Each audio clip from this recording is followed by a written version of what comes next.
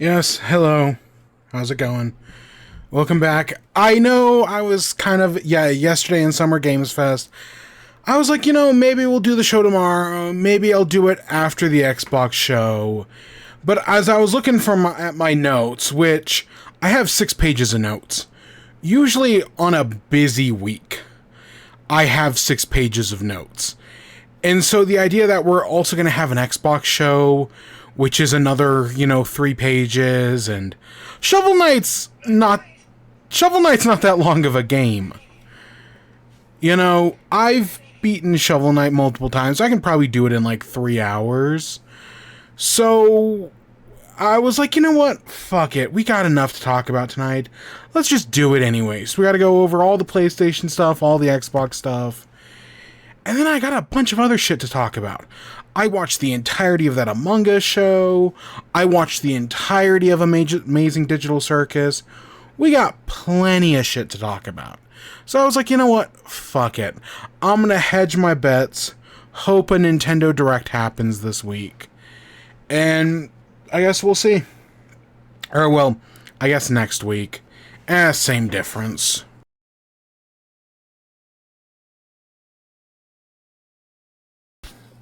Also, the idea of sitting in this room in the sweltering heat for like 5 hours tomorrow sounds fucking miserable. Oh my gosh, without a fan or nothing. Oh my god. No, thank you. So if I can do 3 of those hours tonight, and then we'll do the other 2 tomorrow morning. Oh, that's so much better. At least that's how I take on it. So tonight, like I said, we're going over all the Summer Games Fest stuff. Mainly the PlayStation show and the Summer Games Fest show. And then, next week we'll do the Xbox and hopefully the Nintendo show. But I do have a few WIBE things. I saw 2 movies. Well, I guess movie and a half is the more accurate way to look at it. Plus, I want to go over the Switch, because the Switch's 1-year anniversary was yesterday. And I want to kind of go over everything. Just, give some brief thoughts on it. So yeah, we should have a jam-packed show, like always. It's that time of year. And for the game, I mentioned last week, I've been playing Mina the Hollower. I've been having a great time. Highly recommend it. But it's made me in the mood to play Shovel Knight again. So we're going to boot up Shovel Knight. Yes, that's what I said. The Switch 2's anniversary was yesterday. That's what I said. Did you not watch Summer Games Fest? Yes, they announced an Among Us show. And it came out already. It's pretty good, actually. Surprisingly. Oh, did I say Switch? I meant Switch 2. Who gives a shit? That's my Gooseworks impression. Who gives a shit? Oh god, I feel bad for them, and that is all I'm gonna say. Last quarter. God, you sleeping late. You're still in high school.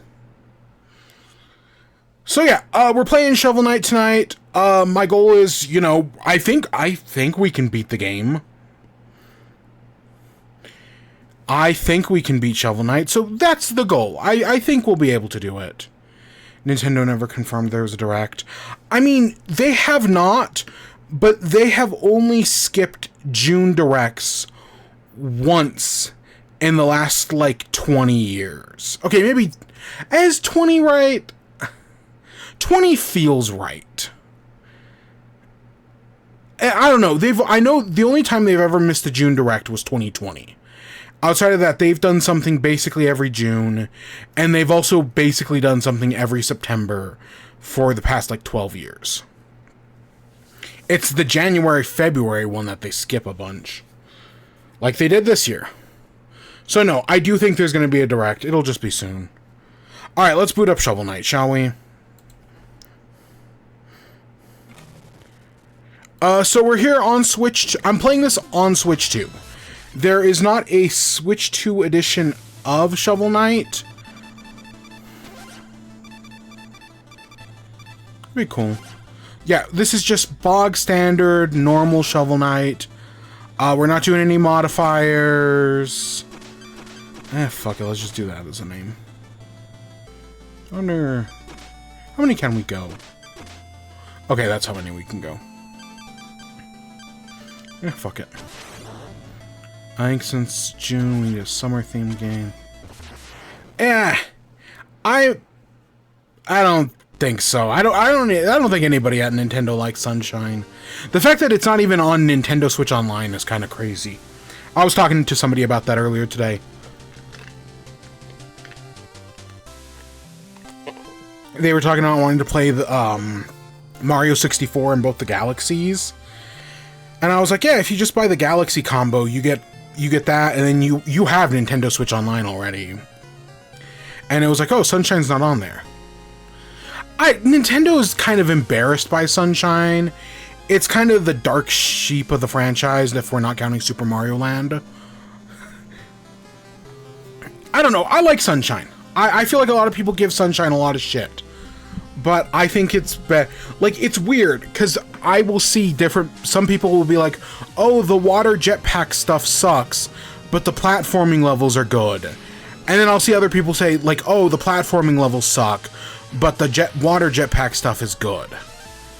And, like, what? No, I think the water jetpack stuff, I think, works really well. And it's crazy that people hate it. Like, I don't get that. Like, I understand hating the levels without it. Like, the game is not designed for it. I don't know, we played Sunshine, like, a year or two ago on this stream.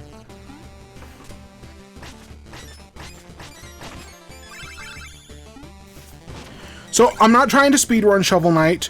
I have speedrun this game in the past. I don't remember what my best time is. It's definitely, like, under an hour. But I think just, like, barely.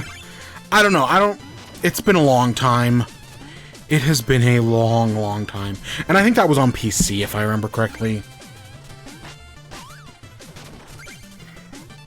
God, it might have been on Wii U. That's how long ago this was. But yeah, we're just doing a very casual playthrough. I want to get everything. I do not know if we'll get 100% completion.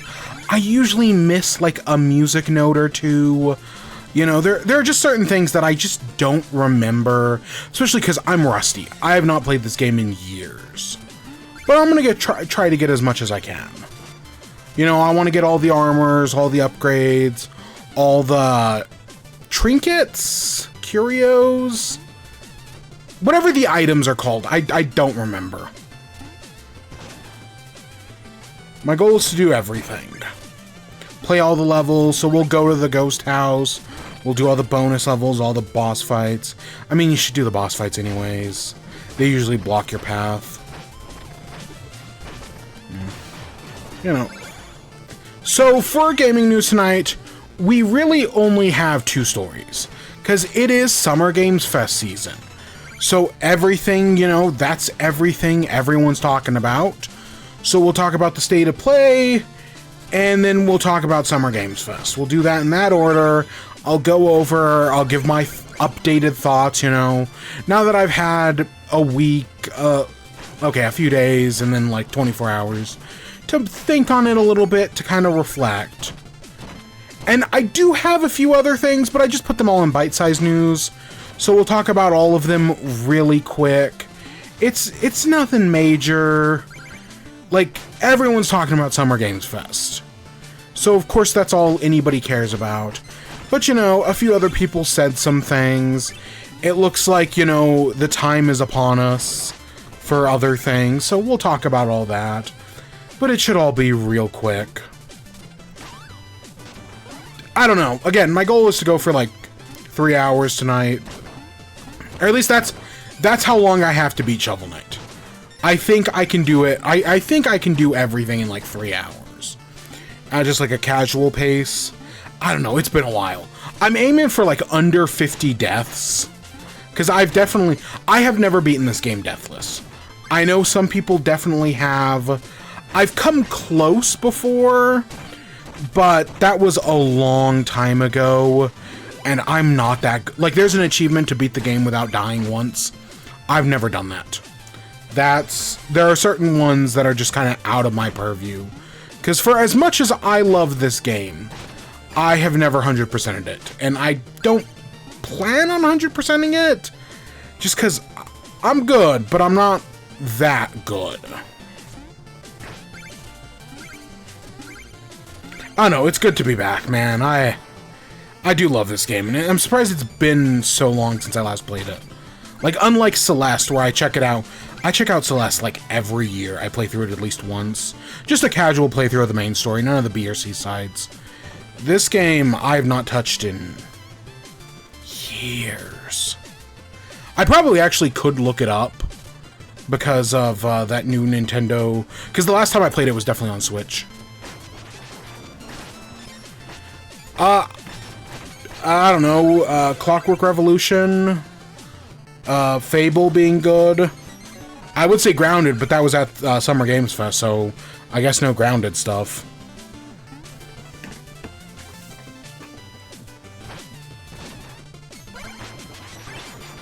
I don't know, we'll see.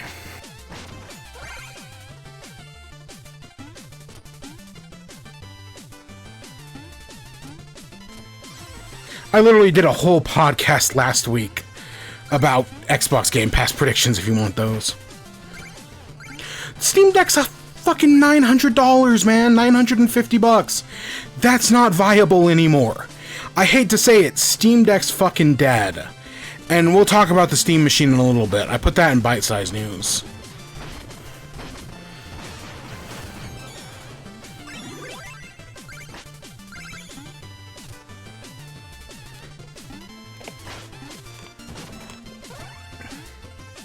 Alright, let's talk State of Play. So the State of Play this week, and everybody seemingly loved the State of Play. The State of Play did really well, you know, people seem to be very happy with it. It had some big announcements. No, the Xbox, we already know the Xbox thing isn't cheaper. Of course, if you're a chud, then you didn't like the State of Play. Because the State of Play featured women, and women are icky to chuds. Because, you know, as much... Because, like, I'm not going to call chuds gay. Some of them definitely are. Some of them are closeted. But most of them are just losers. And so, of course, all of this stirred up a bunch of what shouldn't be controversy, but sadly is. Because chuds may not... There may not be that many chuds, but they're fucking loud. And they're annoying.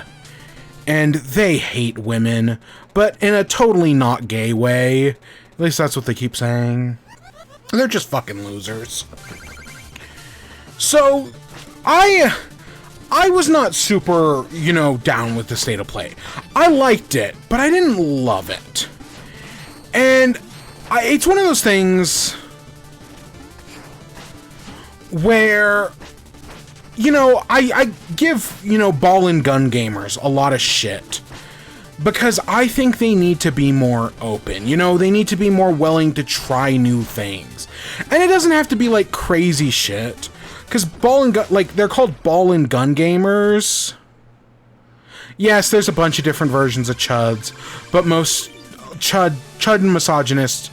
Not every misogynist is a chud. But... chuds are misogynists. It's complicated. I don't know. Again, it's semantics.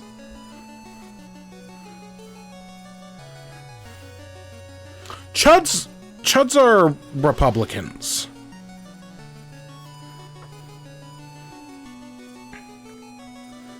So yeah, I give ball and gun gamers a lot of shit. Where it's like, you know, you can try something different. It doesn't have to be crazy different. You know, I'm not asking you to only go from, like, NBA 2K and Call of Duty and then, you know, play something like this.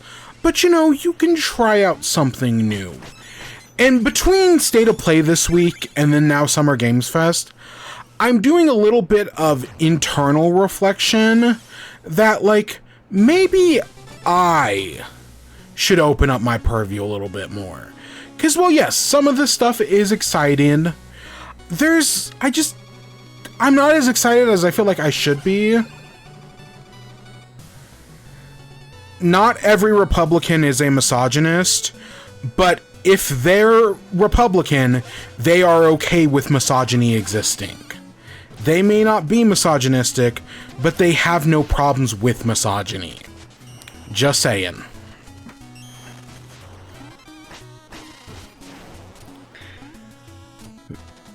So yeah, I was, I've been doing some self-reflection that maybe I need to open up myself up for more.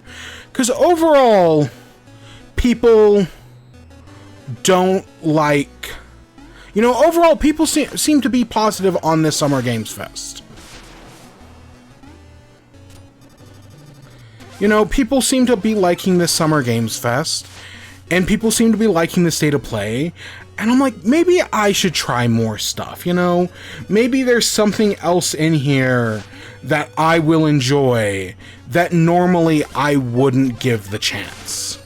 So I guess, I don't know, it's just been something on the back of my mind these past, 24 hours of, maybe I should be a little bit more introspective. And yeah, that goes with, both the state of play in Summer Games Fest. So, the state of play started off with Wolverine. We had already seen a little bit of Wolverine, and now we're getting, a vertical slice. A bit of gameplay of one of the missions. We get to see Wolverine. The game is still violent. It's still bloody. It's what people wanted. However, they did come out afterwards. And they did say, the developers, that, they admitted that not everybody likes blood and gore.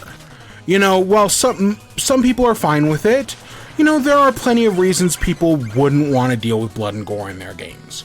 So they are going to be including a mode, like the SNES Mortal Kombat, where you can either set the blood and gore to low, or potentially remove it. Which, that's a good thing. That's one of those, I'm going to use accessibility features, because there are people who legitimately have phobias of blood. So I think that is a good feature. I'm glad that's there. And yeah, they talked about that after the stream, and I think it was one of their whole developer interview things. We see Jean Grey in the trailer, and yeah, she looks very different. The new Hot Wheels looks fine. We see Jean Grey, and yeah, she does not look... Because Jean Grey is one of those superheroes where she has a code name. I want to say it's Marvel Girl. And nobody ever uses it. Nobody calls her by her code name. It does kind of give that vibe of what did you want? Spandex from the first X-Men movie. Which I don't think that's entirely what they're going for. They did also, in that same press release, talk about how in this universe, the X-Men don't exist. Right? During the trailer, they say that the X-Men are in hiding, or that, mutants are in hiding. There is no, Xavier School for the Gifted. There is no Krakoa. Phoenix is also Jean Grey, but it's also an entity called the Phoenix. Phoenix is both Jean Grey, but also something different.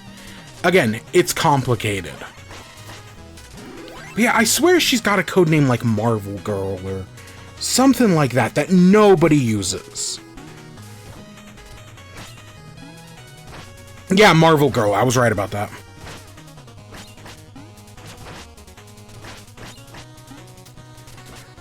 But so this is a world where the X-Men don't exist, and instead they're running a team called Team X.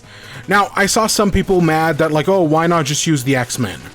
Completely overlooking the fact that Team X is a thing in the comics. That's not something I knew, that somebody proved on Twitter, and they showed the comic panels to back it up. So yes, they are still pulling from comics, even if it's not the popular one. But yeah, we see a mission in the trailer where Wolverine and Jean Grey are going to save these mutant kids. It looks like one of the kids is Leech, who is a X-Men kid who just shows up all the time. I mean, at least he looks like the comics, unlike the third X-Men movie where he was just a kid. But yeah, we see a bunch of little things, you know, him fighting on a truck. They pull a Final Destination where they cut the ribbons and send they're like pipes flying. We see some other shots, you know, we see Sabretooth, we see some Sentinels. It looks like we see Deadpool without the, like, eye mask, but as it turns out, that's not Deadpool, that's the Hand. You know, from, like, the Daredevil show. Yeah, they're doing the Hand in this game. Which, I mean, I think part of it's gonna, you know, you're gonna go to Japan at one point. It's a Wolverine game. You're legally required to go to Japan at one point. But, yeah, it's just, I don't know why the Hand is in everything. Yes, that Hand, the one from Iron Fist, the one from Daredevil, the one that's in the new Spider-Man movie that comes out later this year. Yeah, for some reason, the Hand is in everything right now. And I don't get it. Is it just like, oh, they want ninja bad guys, so that's why they just keep using the Hand in everything? I don't get it. I do not think of the Hand as that popular. Plus, it's the Marvel Universe. They have like 1,000 different goon squads. Why we keep going back to the Hand, I have no idea. At least in the past like 2 years.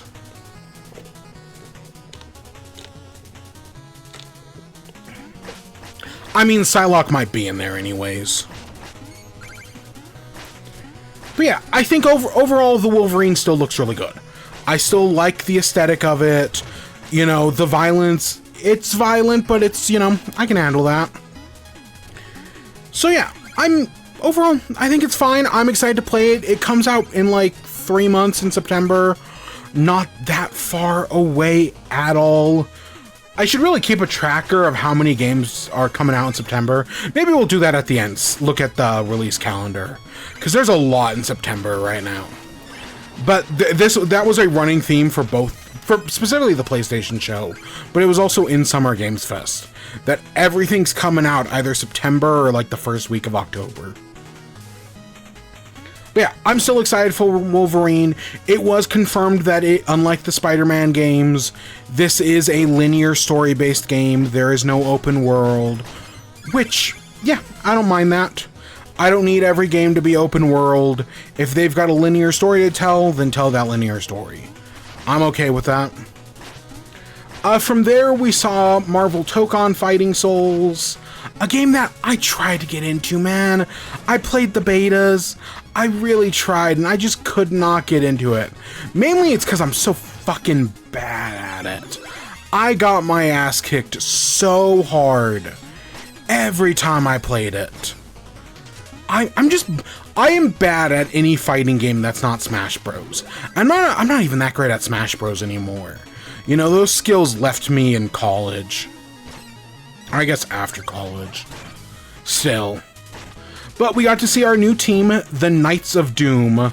I fucking love that name. I love that they're called the Knights of Doom, that it's not just some generic bad guy team. It's specifically a Doctor Doom bad guy team. So it's got Doctor Doom on the team, it's got Magneto, which historically Doctor Doom and Magneto don't entirely get along. You know, there's this one guy on TikTok who's been doing a whole Doctor Doom series for June, you know, Doom month. Because it coincides with Pride Month, that's the only reason why I know that.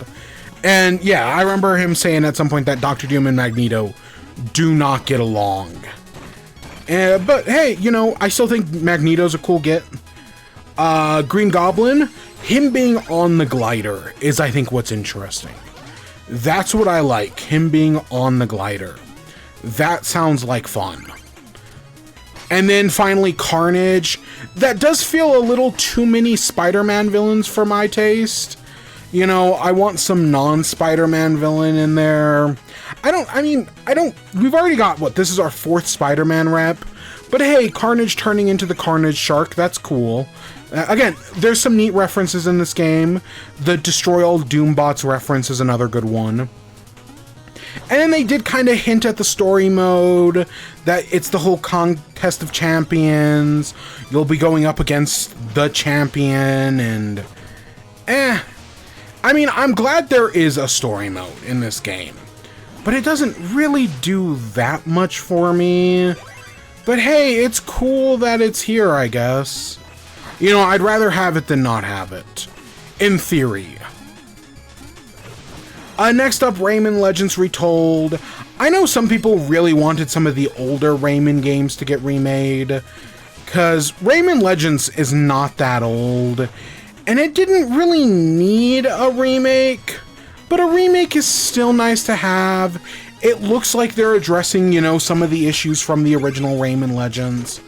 So I know people are excited for this, at least a little bit. I don't know, getting any... After, you know, Michel Ancel left Ubisoft and, you know, took Beyond Good and Evil with him, kind of. It kind of felt like we were never getting anything Rayman, or, we're never getting Beyond Good and Evil 2. That game's dead in the water, by the way. But it kind of felt like we were never going to get a Rayman thing again. And no, we are. So, we have that at least. I mean, the last time we saw Rayman was in Mario plus Rabbids.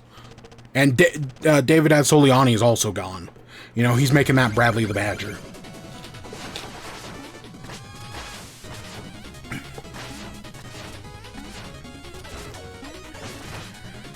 So next up, we have Bonko the Chef? Yeah, I think that's right. Which is a prequel to Dave the Diver.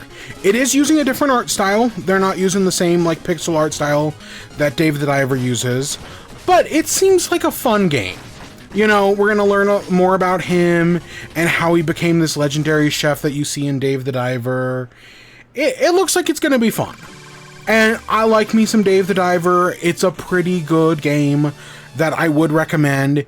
And they are working on DLC for Dave the Diver. You know, they had that Godzilla DLC that you can't get anymore, which is dumb. Man, I hate some of these timed exclusive things. Like, fucking Power Wash Sim got rid of all of its Final Fantasy stuff. Man, timed exclusives fucking suck. But hey, you know, Dave the Diver's pretty cool, and getting any more of that, that's also pretty nice. I don't think we got a release date or anything, but hey, you know, it's cool that it exists.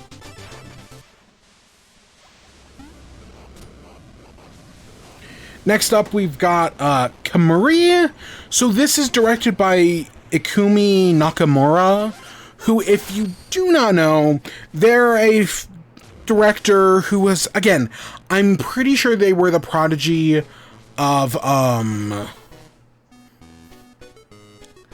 god, not Akira Yamaoka, Shinji Mikami? Were they the prodigy of Shinji Mikami? That sounds right. They were working on Tokyo Ghoul, and then they left Tokyo Ghoul to go found their own studio. And now, all these years later, they're back, they're putting out their new game. This is a game all about, you know, you and up to it's 3 players total. And you're going around, you're fighting spirits. It's got a very specific vibe. You know, you're skating up buildings. You're too cool for school as you just, you know, go around and destroy these other spirits. It looks fun. It's got this energy that I like. And again, she's at least, you know, I know people like Tokyo Ghoul. And she's got a good pedigree behind her. I guess I'll say that. And so that alone makes me curious about the project. Of course, it is co-op, which co-op does worry me, but everything else seems good. And yeah, it's one of the bigger surprises from the show, in my opinion.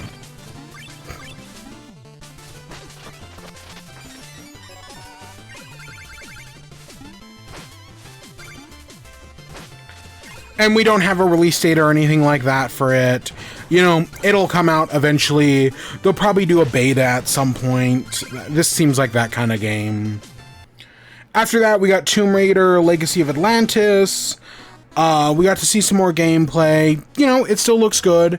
It did get delayed, which that sucks. It's, you know, they've pushed it out of this year into February. But again, everything's trying to avoid GTA. I'd like to think that in a different timeline where there was no GTA, not, you know, we'd have more stuff coming out in November. We would definitely have more stuff coming out in November and October. But I think games like this and games like Fable would not be delayed. If it wasn't for GTA, yes, I like to think some of these games wouldn't be delayed. But a delay is no big deal. And then they also did confirm that it is coming to Switch 2. I don't think that had previously been announced.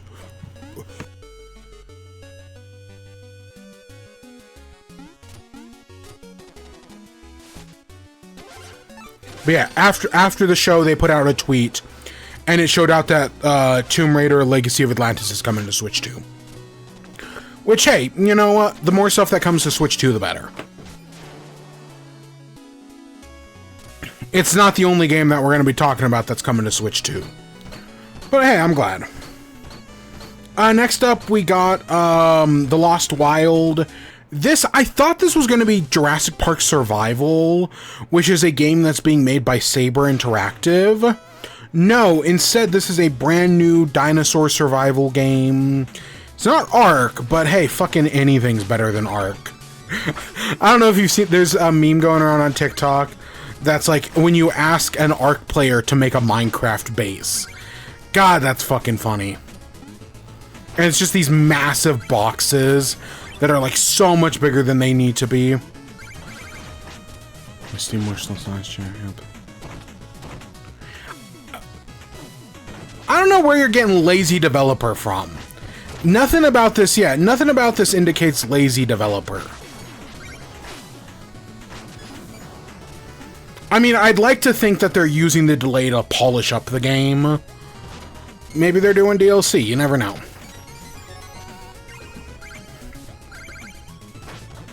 Listen, shit's been said this past week. Forgive me for being on edge. It always happens this time of year, though. Next up, we got Phantom Blade Zero.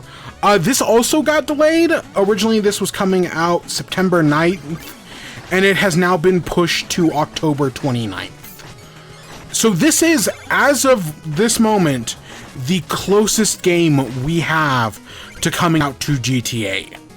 There is not a single game that we know of at this moment that's, you know, big enough. That's, like, I'm sure there's some indie stuff that's coming out in November, probably. But for, like, you know, games that appear in these showcases, this is the only one I can think of that's coming out within, like, 30 days of GTA 6.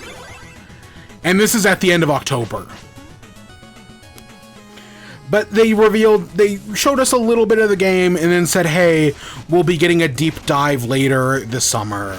Which sucks. You know, I kind of hate when these shows are like, oh yeah, you know, check out another showcase later this year.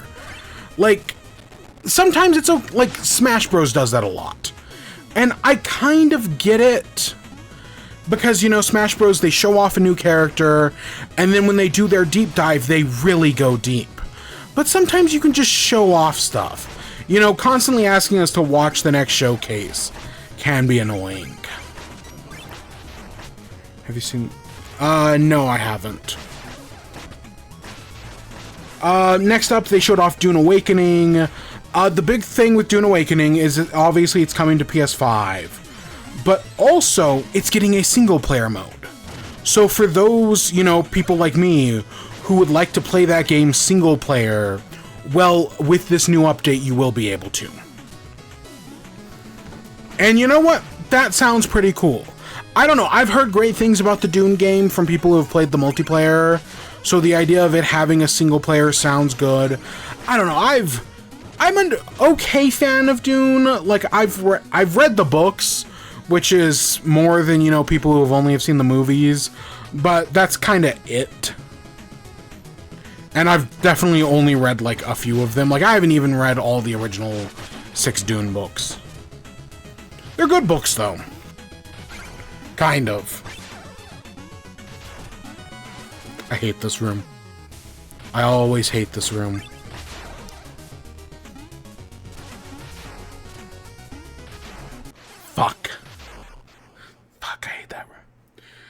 But yeah, no, Dune looks good. It's coming to PS5 on September 22nd, presumably with this new update. From there, they showed off Dynasty Warriors 3, Complete Edition Remastered. It comes out October 1st. Dynasty Warrior games are one of those things where you're either going to love them or you're going to hate them. It all depends on the person. For me, I like the Zelda ones, but I don't really care for any of the other Dynasty Warriors. None of the other games in the series really do it for me. And to be fair, most of the recent ones have been bad, but this is a remake of one of the good ones, so this might be good.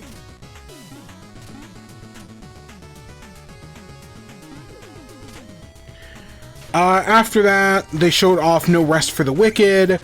This is from the developers of Ori and the Blind Forest. It's a 4-player multiplayer game. I don't know, it seems, you know, the developers of Ori, Pori, Pudding, and Pie are pretty good. And everything about this looks good. I can't remember if this one's coming to Switch 2 as well. It might be. But it showed fine here, and it's got a release date. Oh, they didn't give a release date, they just said October. So hopefully October. I think you can play it. I want to say this is an early access game on Steam. So this is like the full edition and then the console version. Next up, Onimusha Way of the Sword was here. Comes out September 25th. Another fucking September game. However, the big thing is there's a demo.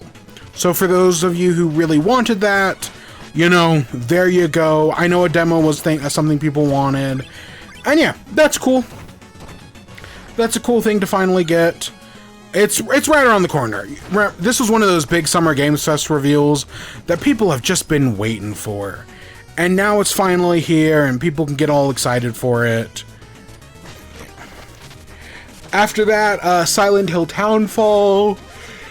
This comes out the day before Onimusha, on the 24th. As far as I'm aware, this is PlayStation exclusive. At least that's what it seemed like from everything I read about it. You know, it still looks like Silent Hill. Silent Hill is one of those things that I want to play Silent Hill 2. Even though I'm not really a horror guy, I've been told I would like Silent Hill 2. So one of these days I'm going to check out the Silent Hill 2 remake. I just don't know when or if. Nah, I never played the first Stellar Blade.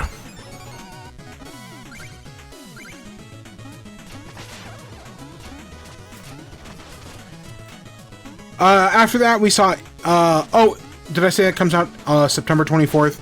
The day, there's like 3 games right now that are all coming out on either the 24th or the 25th. Like, that day is just, everyone's choosing that day to release stuff.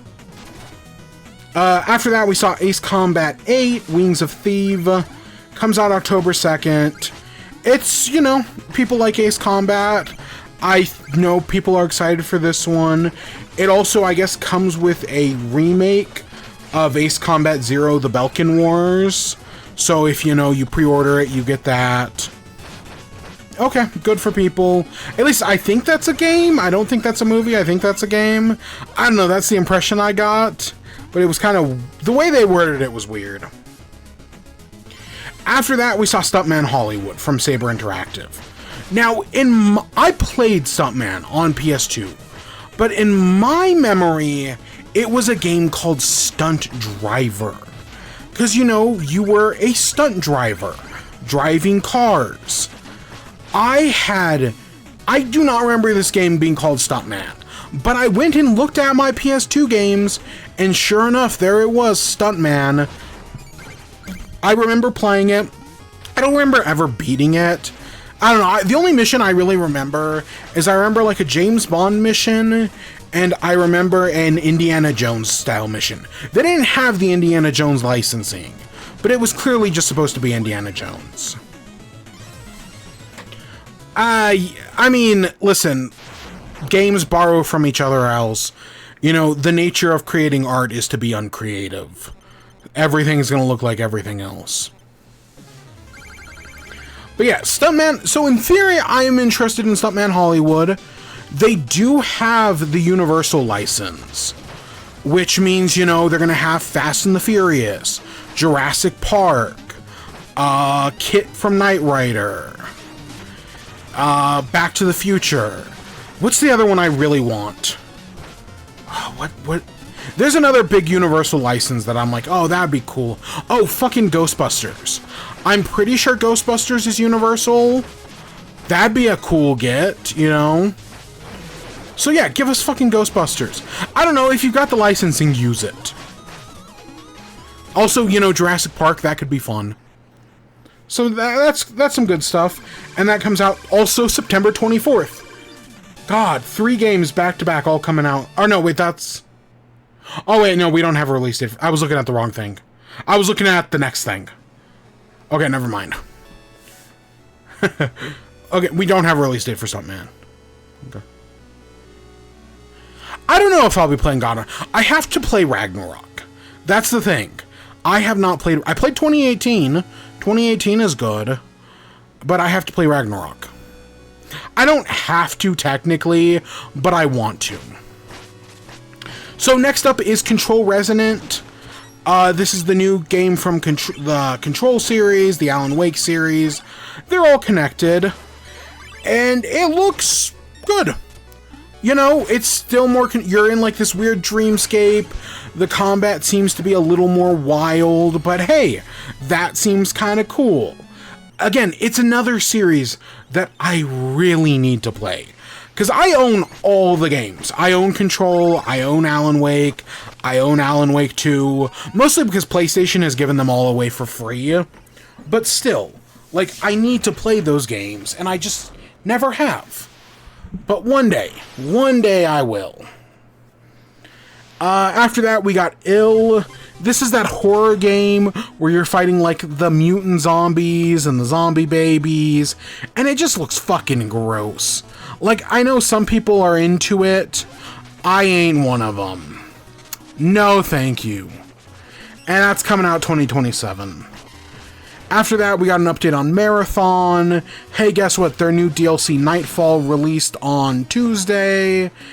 As well as, if you've ever wanted to play Marathon, if you have a PS5, you can go play it for free right now. They're doing a free trial weekend. There was a whole error thing where they were accidentally giving the whole game away for like $14. They fixed that right up, and maybe people are or aren't getting the game. I don't know. It's kind of seemed... I didn't take advantage of it because I don't care about Marathon, but it seems kind of complicated.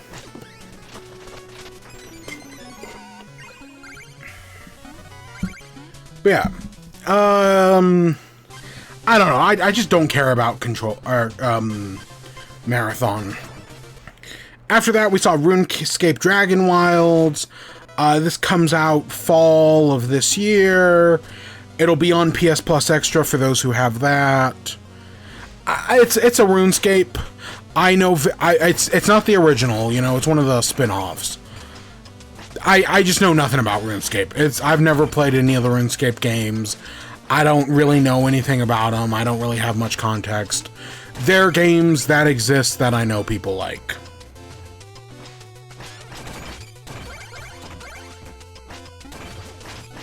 At least I know people like the original. After that, we got a few PS Plus Premium games. The first two are PsyOps, which is... I saw, was it Mike or Blessing described it as a cousin game? You know, not a game you would ever own, but one your cousin would. Yeah, that's a pretty accurate way to put that.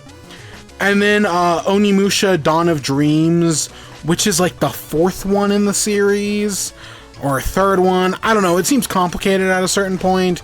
It's one of the Onimushas. But the 3rd game that's coming to PS Premium later this month, and the one that actually matters, is Guitaru Man. Guitaru Man?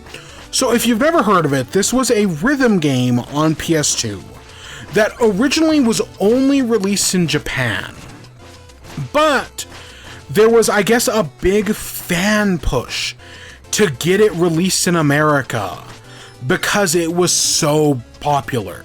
You know, kind of like what happened with Xenoblade Chronicles and the other 2 games that I don't remember that were part of that plan. Yeah, I guess Guitaru Man also had the same thing, where there was a big push to get it released in America. And I've heard nothing but amazing things. I have never played Guitaru Man myself. but I have heard great things about that game. So hey, if you're looking for a rhythm game and you've never played Guitar Man before, here might be your perfect chance to play a great game. Because it does seem like it's pretty good, from everything I've heard. After that, they announced Until Dawn 2. Can I be honest? I don't care. The Until Dawn movie was trash. I remember watching a Let's Play of the original Until Dawn, where Jeff fucked up and killed everybody.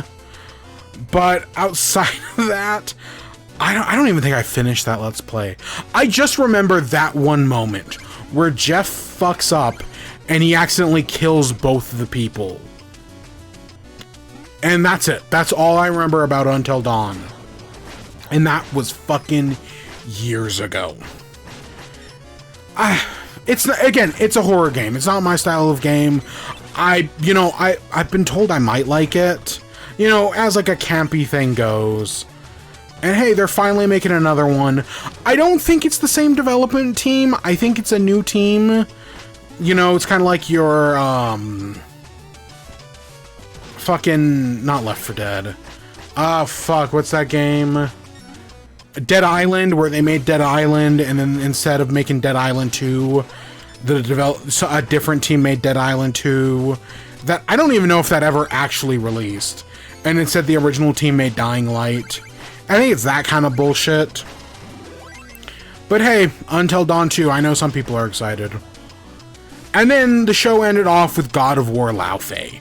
How do you pronounce this?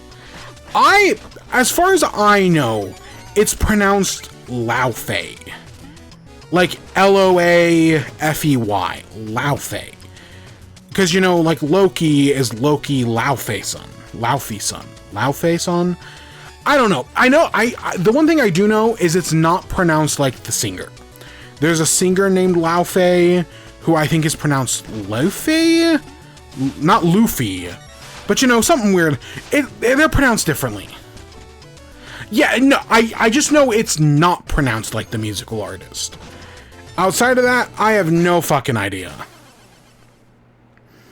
I'm gonna keep saying Laufey, because that easily gets us to the name Faye, which is what everybody calls Kratos. They call her Faye. So this is a God of War game. See, neither do I. I don't listen to her either. This is new God of War. It is technically a spin-off, but it is still in the same continuity.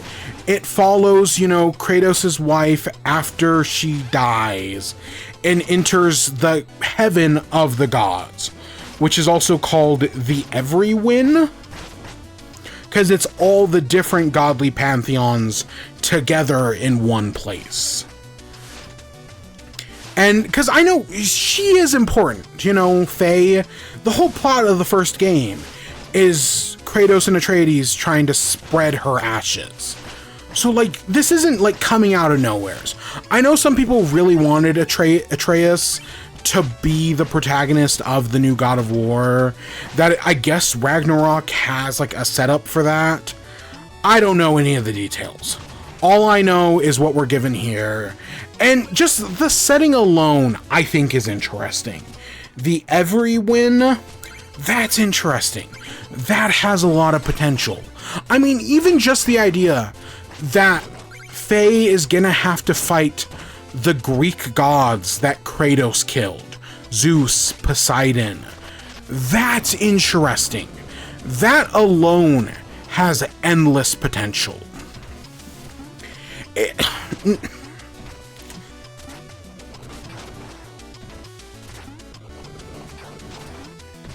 Now, it does have... people are mad at this game because it has a female protagonist and the Chuds hate women, so they don't want to play as a woman in their video games. And there was this one post that was like, oh, look at all these games where the protagonists were replaced by women. When, none of the protagonists were replaced by women. They're just continuations of the story where a woman happens to be the main character. Like, God, these people are so fucking... I said it while I was watching the trailer. I was like, how long until the misogynists come out? It already happened by the time the trailer had ended. God, imagine being that fucking miserable that the second a woman is announced to be the main character, you decide, oh, well, that's it, I'm never gonna play that game. It's like the guy who was playing the new Batman game, and the moment they got the rainbow Batman suit, which is a reference to the comics, by the way, like, that's a full-on comic reference. The moment they got that suit, they were like, oh, fuck this game is woke. Sure, they were having a great time before that, but the moment they decided something political was in the game, they gave up on it forever. Like, imagine being that fucking miserable. God. I'm so glad I'm happy, you know? And instead of one of these miserable chuds who just hates gaming. But, you know, they used to like gaming 20 years ago when their brains were undeveloped, and now they're just miserable cunts. But everything looks great. I have seen some rightful concern with this game, specifically with Frank the Cube. So Frank the Cube is voiced by Jack Quaid, who is, you know, Huey from The Boys. He's Superman in My Adventures with Superman. He's great. I like Jack Quaid. And I've seen a lot of people worried that Jack Quaid is just going to be your quippy, you know, sidekick, the, you know, whole Focus M sort of thing. And I do get that. That is a real concern that I do believe is totally valid. That is a completely valid concern that I do get. I'm not really worried about it, but I understand why people are. The sword, I think the sword less so. Rue the sword. There's definitely something going on with them. We just don't know what yet. I saw someone speculate that the sword is Excalibur because the game is, you know, Lao Fei. Another character with a similar name, Morgan Le Fay, who is a King Arthur character. So what if the sword is Excalibur and Faye becomes Morgan Le Fay? It's not the craziest stretch I've seen.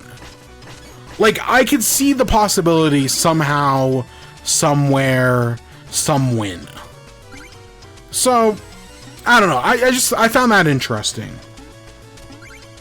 And so the plot of the game, as just, you know, taken directly from their media post, is death was supposed to be the end. But for Faye, warrior and wife to Kratos, a new adventure is just beginning. Awakening unexpectedly in a strange land after her death, Faye discovers the plans she put in place to protect Kratos and Atreides in her absence are now at risk. To save the ones she loves, Faye must fight through the afterlife of the gods, the Everywin, where ruthless gods from across mythologies vie for power in a land overflowing with dangerous magic. Harness Faye's speed, control, and relentlessness to overwhelm even the fiercest of foes with decisive, deadly precision. Yeah, that all sounds good. It's coming to PS5. You know, we don't know how far along they are in development. I could reasonably see it as early as spring next year, honestly, because you definitely want to get out of the way of GTA. But after that, yeah, if it happens next year, I think that'd be cool. But, you know, we don't really have a solid date yet. It's just, you know, it's in development.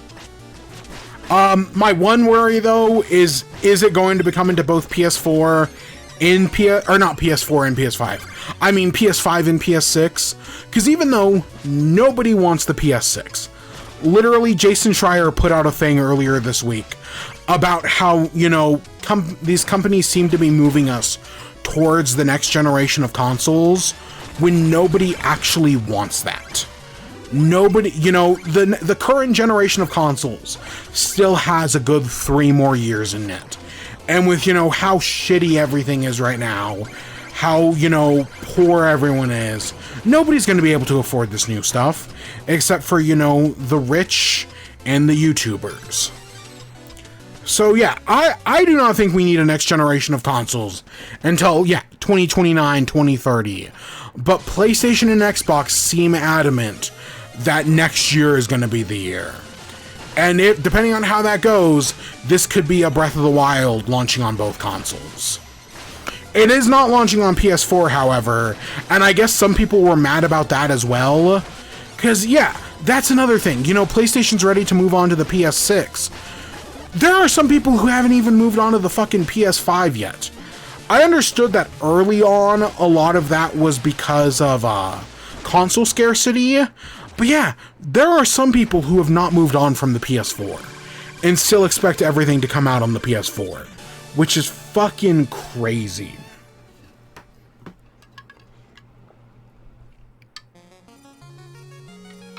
But I guess that's just the world we live in. Because, you know, the president's fucking up everything, and he's falling asleep at all his meetings, and he can't go to his son's wedding, but he can sure go to the Knicks game.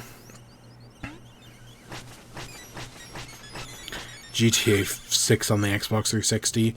I guarantee you there are some people who want that. There's some guy out there who still has an Xbox 360. No, literally Trump fell asleep this week at a meeting. That happened like yesterday.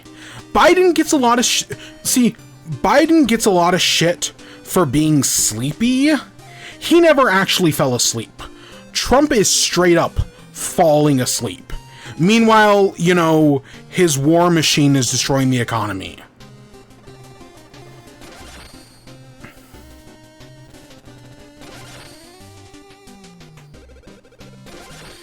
So yeah, that was the PlayStation State of Play.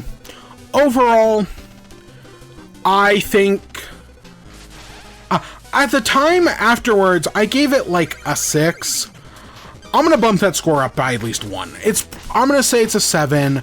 Again, I need to expand my horizons a little bit more, try new things, but this was better than I gave it credit for. There's some good stuff here, there's some stuff I'm interested in, there's some stuff I could give less of a shit about. Marathon, you know, stuff like that. But God of War and the other one, Wolverine, are two big announcements. The only thing that sucks is that we already knew about Wolverine. God of War leaked. Oh my god, God of War leaked. Like a bunch of stuff. I just wish I wish there was like one more surprise. I wish there had been one more surprise. And then it would have been like oh, holy shit. Like, Infamous 2 is here? Like, an Infamous remake? Oh, fuck, that's huge. But no, we got none of that. And that sucks. That sucks. That basically we kind of already knew everything. But outside of that, what was here was still good. I'm not blown away by anything. You know, I'm not like, oh my, like, I don't think this is like a 10 out of 10. But I still think, yeah, I'm gonna bump it up to a 7. It's a little bit more positive than I was originally giving it credit for.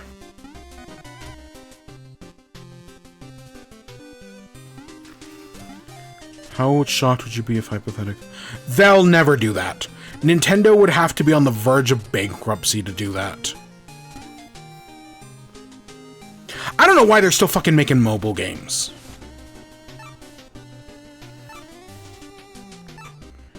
Listen, Nintendo's got Splatoon. They're gonna stick with Splatoon. That's what works for them. Hypothetical. Listen, I want Kart first. I want Smash Kart first. Then we can mess around with Hero Shooter. But no, instead the developers only want to do fucking Mario and Mario Kart. God, you know, again, allegedly we're getting a Nintendo Direct this week. Mario Kart World came out a year ago. I don't think we're getting Mario Kart World DLC. We definitely should. Like Nintendo has said they want that game to last the entire console's lifespan. Now would be a perfect time to give us some DLC. It's not fucking happening. It is not. And that sucks. That sucks, because I would really love some DLC.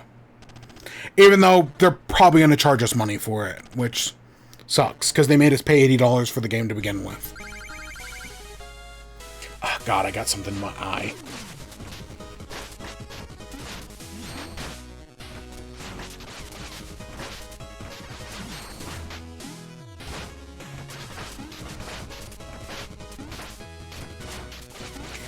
And, I mean, yes, Metroid is a shooter, but it's also most definitely a Metroidvania before it is a shooter. I don't know, we might also be getting a new Metroid game this year. I would love, like, a follow-up to Metroid Dread, you know, Metroid 6. I would also like a remake of, like, Super Metroid. I would love a remake of both Super Metroid and Link to the Past. I think both those games are old enough that they could use a remake. That'd be cool. I don't think either of those things are happening. I mean, it's always possible. It's been long enough since Dread. But, yeah. Because it is Metroid's anniversary this year. Nintendo will they'll at least give a passing glance to Zelda. They would never acknowledge Metroid's anniversary. They'll also never acknowledge Kid Icarus' anniversary as well. Because I think that's also this year. Or maybe that's next year. No, I think it's this year.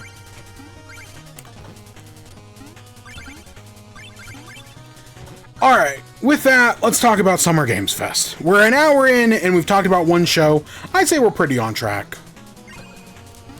So for Summer Games Fest, this is Jeffy Boy's big show where he tries to appeal to everybody, and in the process, he kind of appeals to no one, but also he's getting better at it. You know, I think the Game Awards are legitimately decent now. Summer Games Fest still has a little ways to go, but it's getting better. I would say this is the best Summer Games Fest so far. It's still only like a 6 out of 10, but it's the best Summer Games Fest so far. Which, I can at least give them credit for that. You know, we've come a long way. You know, I only got bored in the last, like, 30 minutes. That's a far cry from what the show used to be, where you'd get bored, like, 30 minutes in, and wonder why the fuck is this show 2 hours long. Because, God, this show is 2 fucking hours long, and you feel it. Sometimes you really do feel it. Not always, but, like, the PlayStation show was over before I knew it. I first looked at the clock with, like, right when the God of War stuff was happening, and that was, like, 55 minutes in. The Summer Games Fest, no, you look at the clock much earlier than that. Again, it's not a bad show, but it's a very difficult show to make. Jeff Keighley, you know, he's trying his damnedest. Jeff Keighley cares. And you definitely see that. And it gets better. He's getting better at it. It especially helps when there are things to talk about. You know, when he's got the reveals, it'll be a better show. Not every year he has the reveals. This year was better than most. So it started off with Resident Evil Code Veronica. I'll be fully honest, I have never played Code Veronica. I know nothing about it. I legitimately couldn't even tell you, is it a PSP game? Is it a PS2 game? I know nothing about Code Veronica, other than the fact that people wanted the remake. And now that we have it, people are very excited. It's definitely the second one. I like to, you know, sure, the number of people who watch the Game Awards goes up every year. Like, the Game Awards, Summer Games Fest, the view numbers go up every year. But also, the vast majority of people just don't care. And that goes for all of E3. That's not just Jeff's show. You'd be surprised how many people I talk to that know nothing. Like, they don't even know Summer Games Fest is going on right now. They're gamers. They play video games. They don't pay attention to any of these shows. They don't see any of the big trailers. They don't know any of the news. They just exist. It's way more people than you think. Alright, ready for a trip? Will this work? I think this will work. There we go! Phase lock shifting. I wonder how these shows were going back in the day. I mean, these shows didn't exist back in the day. I mean, before E3 there was stuff like Space World. And yeah, because E3 originally started off as a trade show. Or before that, you had people gaming showing up at Consumer Electronics Expo, CES, which is for like companies who are like, how many copies of this TV should I order? Yeah, it really only changes around the mid-2000s, but it grows bigger every year. It doesn't help that the ESA is a bunch of cunts, but yeah, Jeff Keighley's putting in the work. But yeah, people are excited for Code Veronica.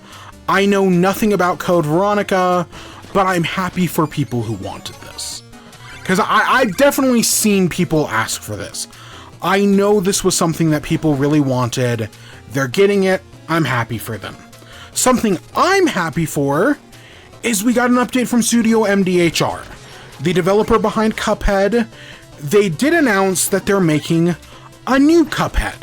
Another 2D, hand-animated, presumably 2D Cuphead. Which, you know what? That's pretty cool.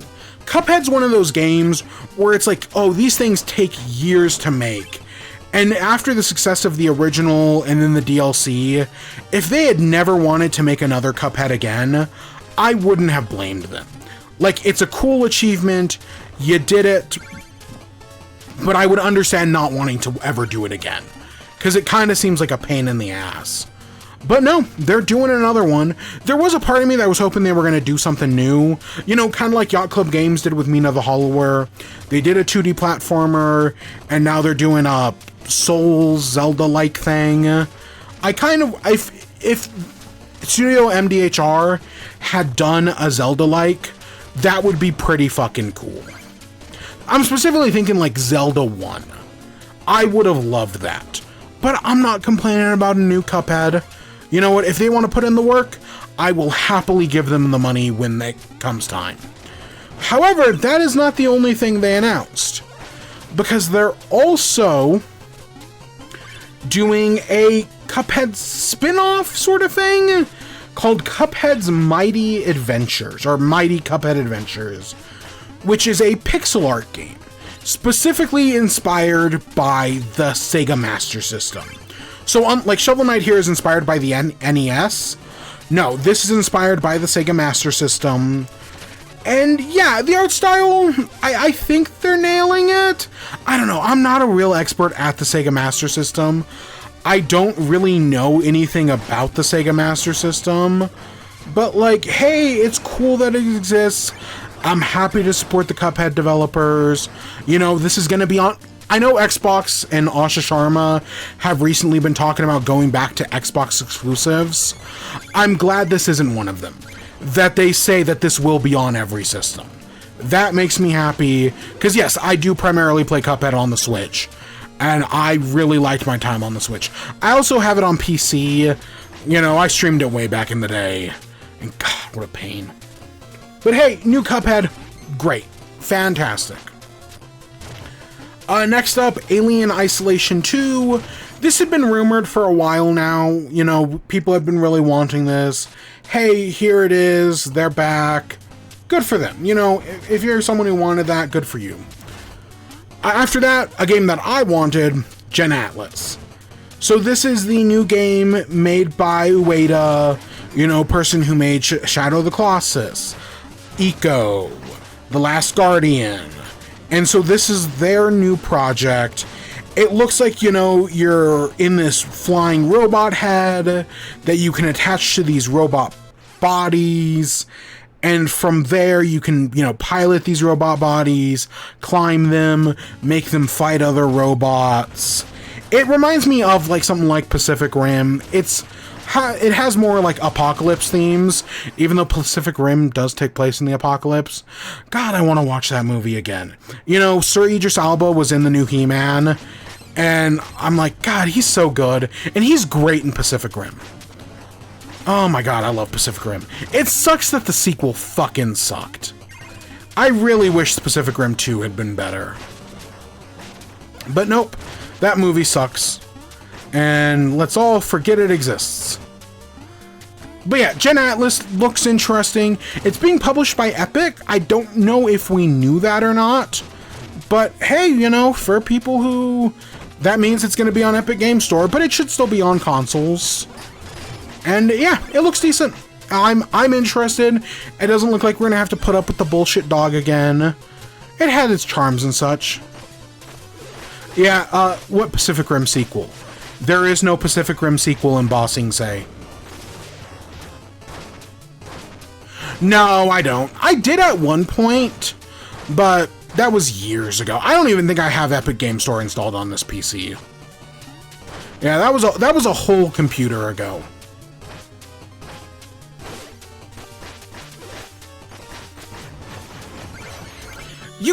There's no way you couldn't get a copy of GTA for like $5. That game's gotta be stupid cheap now. Next up, they showed off Blood Message. This is from 24 Entertainment. It's another horror game. I don't really have much context on it, but hey, it's something. After that, they showed off Stranger Than Heaven. I don't know if we had a release date, but we now have a release date for Stranger Than Heaven. Blooms to 6. Yeah, I mean, I know they have some good stuff. I know they paid the Celeste developer, Extremely OK Games, a bunch of fucking money to get Celeste. Which, hey, get that bag. Yeah. So Stranger Than Heaven has a release date of January 15th. But the crazier part, fucking Tupac is in the game. Yeah, fucking Tupac. This is maybe the wildest announcement of the show. The fact that Tupac is in Stranger Than Heaven. Like, okay, I get it. It's the Yakuza devs. You know, Tupac fits into this world. It's just fucking wild. And I get it, you know, Snoop Dogg came out and he said that he's working closely with the Tupac estate. You know, this is supposed to be tasteful. But color me fucking suspicious, man. I just don't trust anything that's trying to, you know, represent Tupac in this day and age. It's just, it feels weird. And this is such a weird announcement. Like, fuck, man. And Snoop Dogg talked about Death Row Games and how they still exist. Are they doing anything? Are they going to announce anything? Fuck no. But they exist. I don't know. The Tupac thing is weird.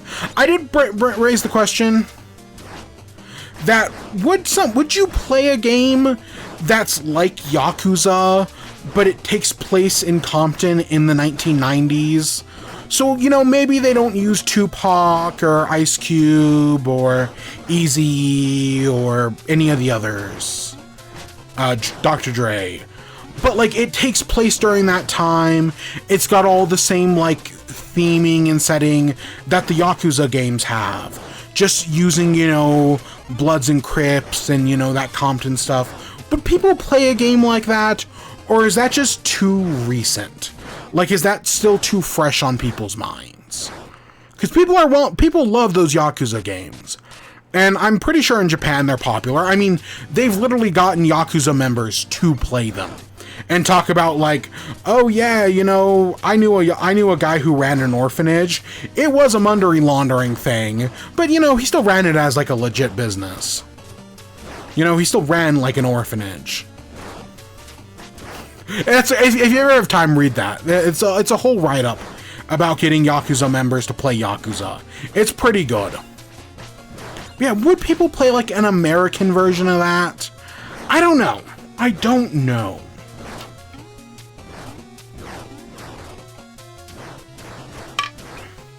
But yeah, Stranger Than Heaven, I'm not saying it's giving me, like, a bad feeling. It's just weird now.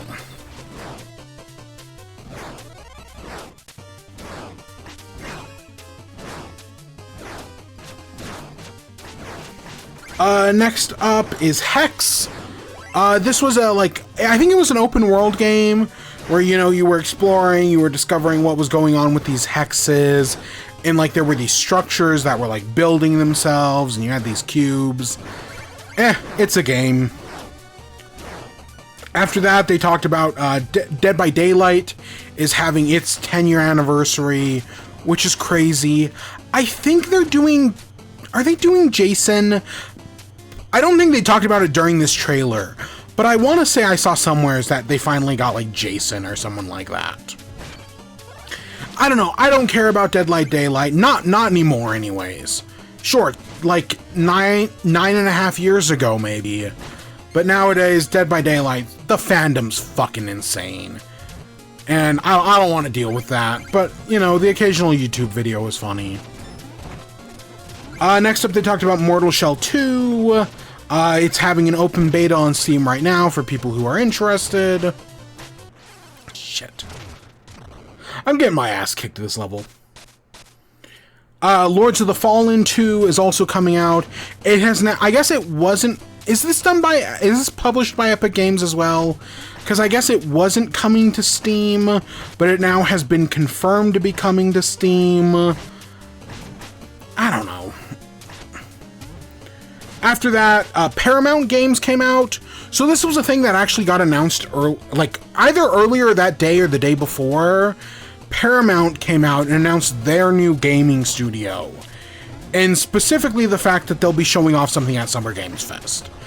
And so it finally got revealed, and it is a video game version of The Last Ronin.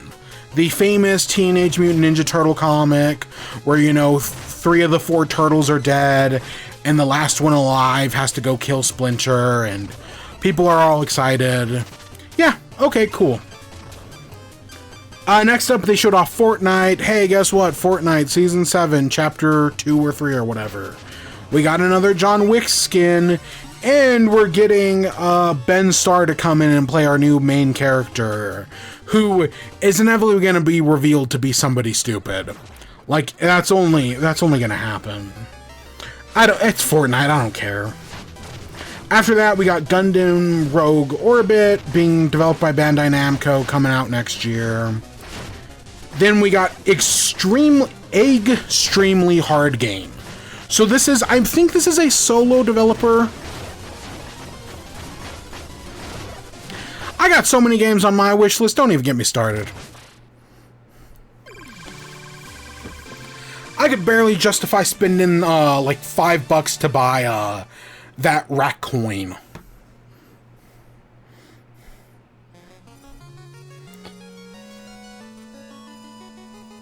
Yeah, I have a Steam wish list, old sport.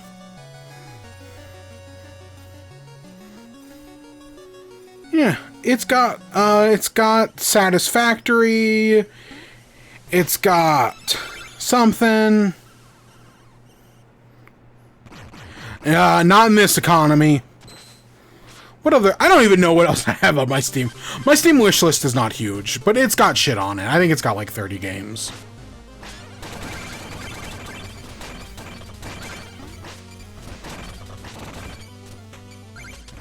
The only thing I remember is Satisfactory.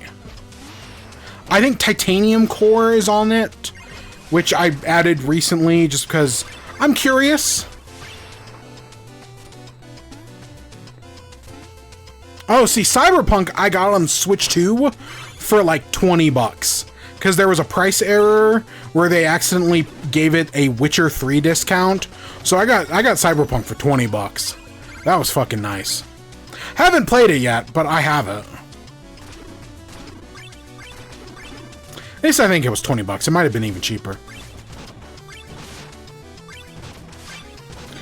Let's see. So yeah, Extremely Hard Game. This is made by a solo developer. I want to say they were Korean. And it's all about you and a friend and your geese trying to get your egg through an obstacle course. You know, it's a game like Human Fall Flat or the one with the window seal. It looks okay. Nope, they did not. Nope, I still have the game. Yep, they did not take it back. They honored the price error.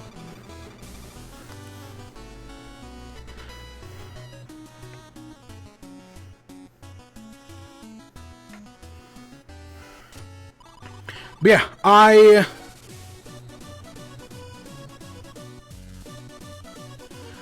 not always.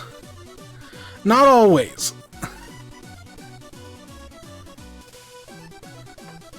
But yeah, no, extremely hard game. It's not something I would personally play, because, you know, it's supposed to be a hard game, but it looks interesting. It looks like it could be fun. I see where people could enjoy it. It's definitely something that, like, Smitty's gonna play and make a fun video about, but yeah, I don't know if I'd ever play it.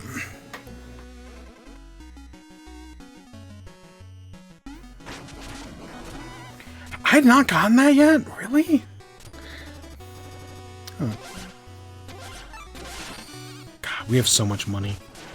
Next up, they showed off Crossfire. This is a game that had definitely been announced before, but we got to see some more of it. You know, it's being done by Infinity Ward. I think Infinity Ward. And, you know, it's a man and a woman from opposite sides now have to deal with an even bigger enemy force. And, yeah, it looks fine. It is a single, from what I can tell, it is a single player game. Even though there's 2 characters, I don't even think it's multiplayer.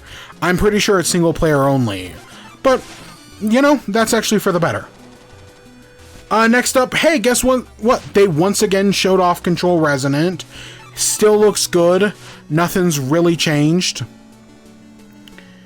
After that, they showed off Guild Wars 3. This had actually been leaked. Again, this was a very leaky Summer Games Fest. And I guess Guild of Wars 3 registered their website a few days ago, so we knew about it going into the show. But yeah, they're doing a beta later, or I have in my notes that they're doing a beta next year, and it's coming to both PS5 and Steam. After that, they showed off Star Wars Galactic Racer, comes out in October, still looks pretty good. I'm still very interested in it. I don't think it's going to be the most amazing thing ever, but, you know, it could be fun. It's Star Wars Galactic Racer. Like, come on, you know, Star Wars racing game sounds like a good time. Even if, you know, I don't really care about Star Wars anymore. After that, they showed off End of Abyss. I don't even remember what this was. It comes out October 1st. I have no fucking memory other than that. End of Abyss. What the fuck was End of Abyss? And then the next one, Last Harbor. What the fuck was Last Harbor? Again, when you're doing a bunch of game announcements, some of them just kind of get lost in the wings. Oh my god, that was funny. Let me look here. Let me see. What the heck were some of these games? It's definitely not Made in Abyss, that's for sure. Even though I do think I might have made that joke in the live reaction. End of Abyss, it looks like you're a person, and you're going through an abyss. It's made by Section 9. Yep, that is a thing, sure. And what about Last Harbor?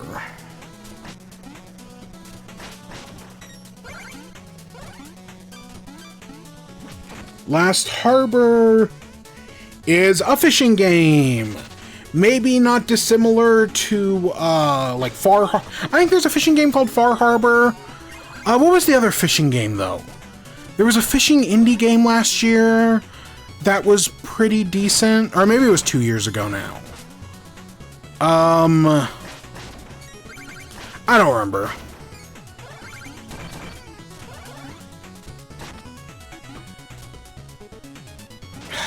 God.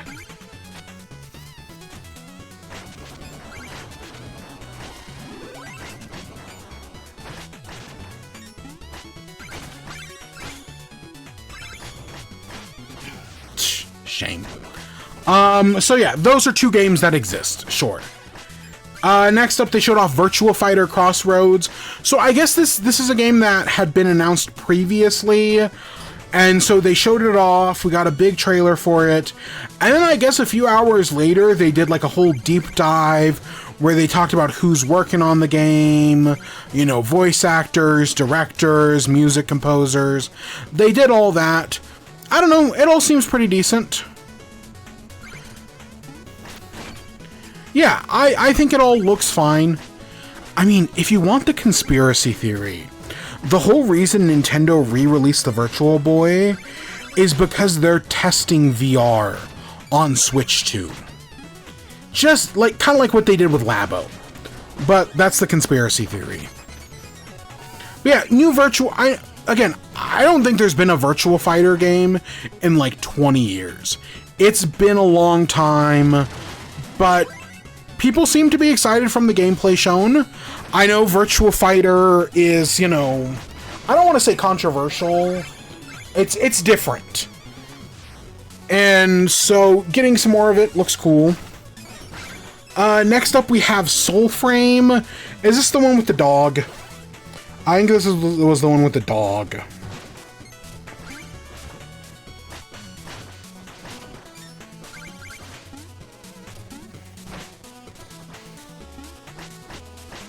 Yeah, it had like a wolf.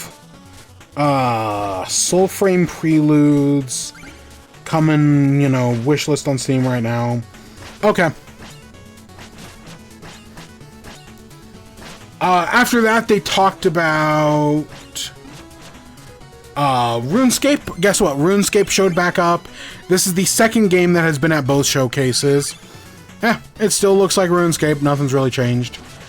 After that, they talked about Grounded 2. So, the thing is, I have really been wanting to play Grounded recently. I actually picked it up on sale on Switch, and I've heard good things about it. Like, I've heard Grounded is like one of the best survival games out there. And so it has been on my radar recently. And I picked it up and was like, yeah, you know, maybe I want to play this. And I'll be honest, everything we saw of Grounded 2 looks pretty decent. We see, you know, I guess a new area. They're doing water stuff, which I think is in the first one. But there's this lizard. I was talking to somebody, you know, earlier today who had played Grounded 2. And I guess they said that there's already a lizard in the game. So, you know, this is not like, yeah, this is a new version of the lizard, but there's already a lizard boss fight. I guess there's a snake boss fight as well. Like, there's a snake that roams the map. I don't know, Grounded seems pretty good. Everything I've seen of Grounded so far, yeah, it looks pretty good. So the first one is something that, you know, maybe here in the coming weeks we'll talk about. Maybe I'll finally sit down and play it. It's just been one of those things that I've been thinking about. Because it seems pretty fun. I never played Nintendo. I never had Nintendogs. Nope. I was not a Nintendogs kid.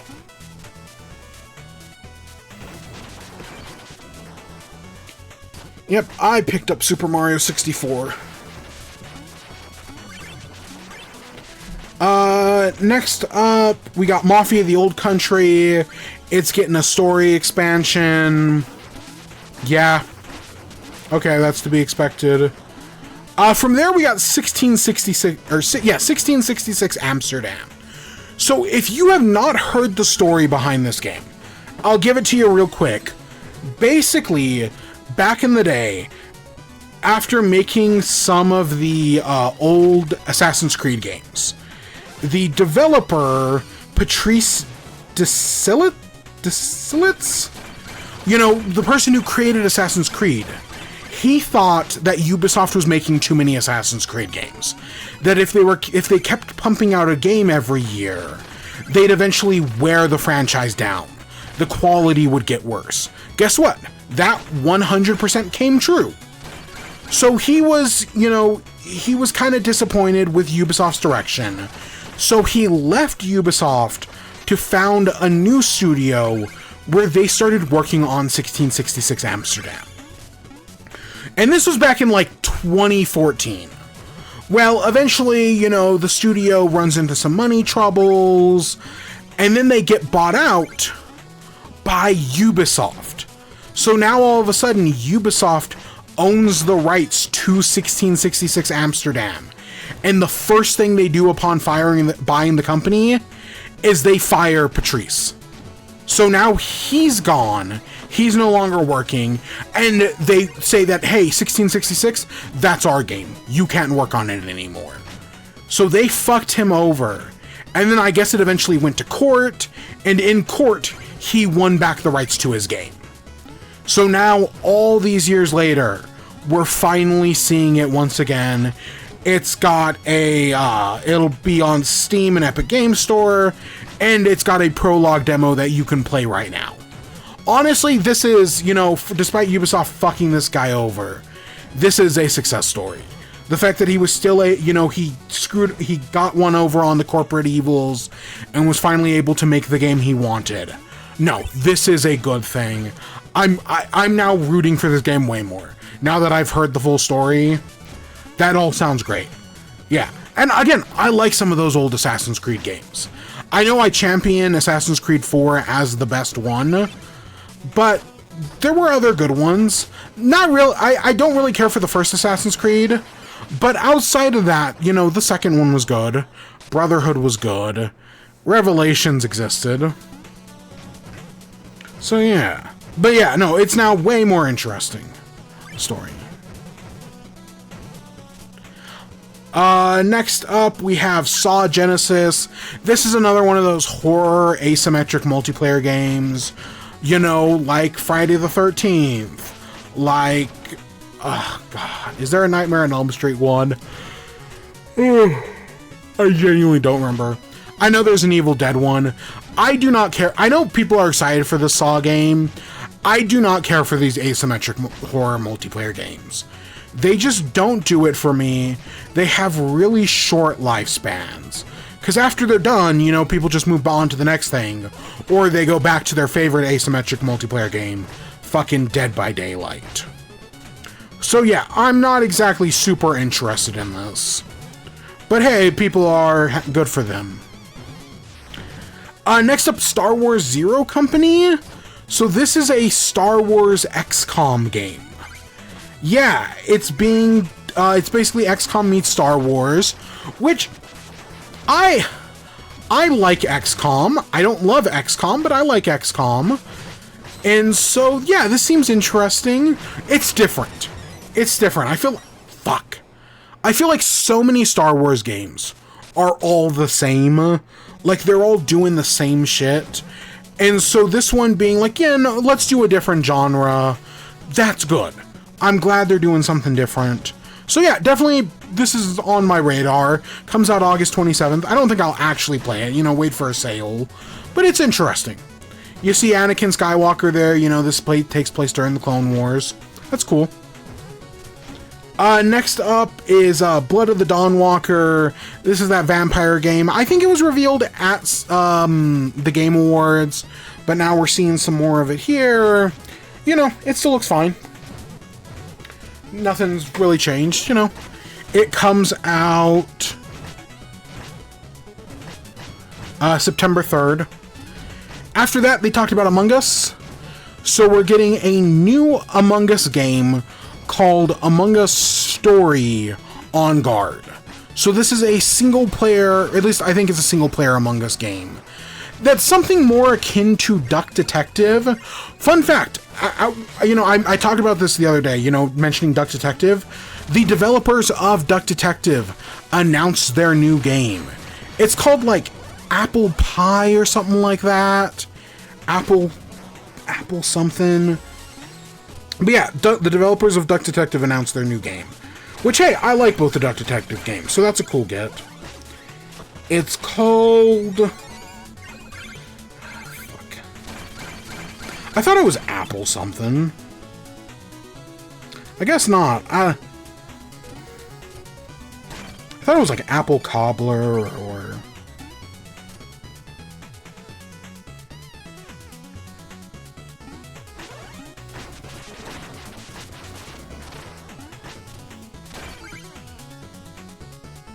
I don't remember. I don't remember. But yeah, this new Among Us game looks fine. And then as well as giving us a new Among Us game, we also have the Among Us show.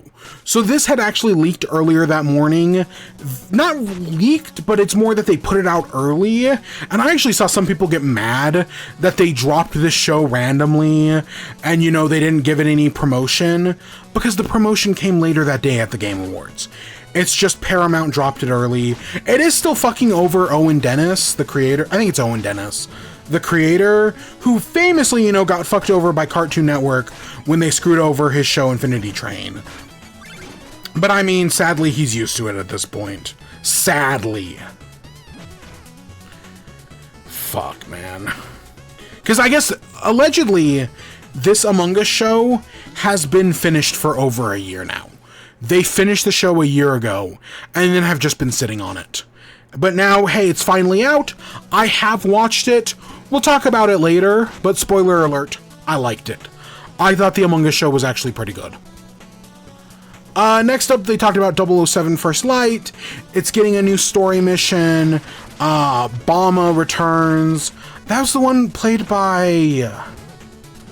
not Young Gravy. I don't remember who plays him, but I definitely, you know, it's somebody famous. And hey, we're getting more of that. I figured we were going to get something 007. I was not expecting Hitman, which comes later. Bam. Then from there, we get Sword of Legends. So this is the boss battle demo, where we get to see this guy fight this floating cloak with a mask. This is the moment the show lost me. This demo just goes on for so fucking long. And it was so slow. And it was just boring. I mean, if people are excited for it, good for them. But this did the opposite for me. I'm not interested in this game. And yeah, this just did not do it for me. So I was disappointed. And yeah, this is the moment the show lost me. After that, we got Hot Wheels. So Hot Wheels Infinite Rush.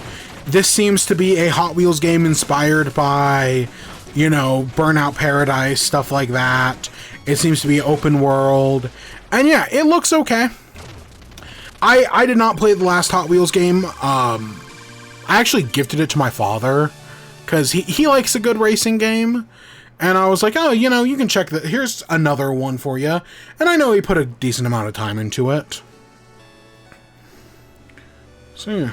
After that, another racing game, Sonic Racing Cross Worlds. Season 2 stuff. Fucking Godzilla. We're getting Escape from the City, but with Godzilla. And that's so fucking cool, man. I love that. God, I might have to pick up Sonic just for Godzilla. That's so fucking cool. I wonder if we're gonna also get a playable character. You know, are we gonna be able to play as either a mini Godzilla or like Gazuki? I can see that. That's something that I think is totally possible. But man, Godzilla's just so fucking cool. And then we're also getting a Neon Genesis Evangelion. Yeah, so we're getting some Evangelion. And yeah, we're getting both a stage with like the giant robot, and then one of the girls, the blue-haired one. I've never seen it, Evangelion, so I couldn't tell you. But hey, it's a thing. We're also, for Sonic's 30th anniversary, we're getting Sonic Pico Park. So Pico Park is a game made by a Japanese developer, and, you know, they accidentally put the first one on for free. They're actually taking that down in a few days, so, or they might have already, but, like, hey, look into that, because you can get the first piece of Pico Park for free. It's a good game. I've actually played it. It can be so frustrating, but it's also good. And yeah, they're doing a Sonic one. That fucking rips, man. Again, it's gonna make a good Smitty video, I'll tell you that much. After that, Attack on Titan 3. I don't know anything about the Attack on Titan games. Hey, you know, maybe they're good. Are they better than the show? I don't know. Do people like the Attack on Titan show? Or is that one controversial? I genuinely don't know. Next up was Sea of Remnant. This is from NetEase Games, who... NetEase, they're a little hit and miss. But, hey, I mean, I like the art style. It's just we didn't get any gameplay or anything, so I don't really know what to expect from this game. Like, is it like Sea of Thieves? There was a Sea of Thieves game at one of these. At one point, I don't know if I wrote it down anywhere. I know the Tiny Build developers are doing a Sea of Thieves style game. I don't have it written down at anywheres in here. I don't even remember what the fuck it was called. I don't think that was End of Abyss. I think that was something else. But like, hey, you know, them doing a Sea of Thieves game, that could actually be fun. Next up, we got Clutch from Maverick Games. It's a car game. Okay, it doesn't... I think the other two car games we had in this showcase were both more interesting. After that, we got Chronicles Medieval. This is medieval battle strategy game. Again, by this point, the show had lost me, so this did like nothing for me. Then we got Wiz Khalifa is coming to Hitman. Gonna be one of the elusive targets, something MMA themed. Hopefully the president isn't there. You know, the president may be obsessed with this shit right now. Or the president's obsessed with UFC. Either way, it's fucking stupid. I saw someone bring up that Trump's gonna keep that all the UFC rigging, and it's like, you know what? That'll at least we can use that when we bring out the gallows. That was a fucking funny comment. From there, we got Power World 1.0. Power World came out, you know, I don't think it wasn't officially revealed at Summer Games Fest, but it's definitely always had its mark at Summer Games Fest and the Game Awards. We got to see, you know, Power World Rayquaza, and then, yeah, the 1.0 update comes out on July 10th. Hey, look, it's the Ego Raptor. Out of all, that's the only person I know. Out of all these people, that's the only one I know, is the Ego Raptor. Next up, they showed The Wolf Among Us 2. Again, people like The Wolf Among Us. I've never played it, but people really like it. They're really excited for this. And hey, if you're like me and you have never played the original Wolf Among Us, well, there you go. They're remastering it. So The Wolf Among Us Remastered comes out later this year, the holiday season, and then Wolf Among Us 2 comes out next year. You know, it's good. It's good that they're remastering it, because the original came out so long ago that, yeah, that's a good thing.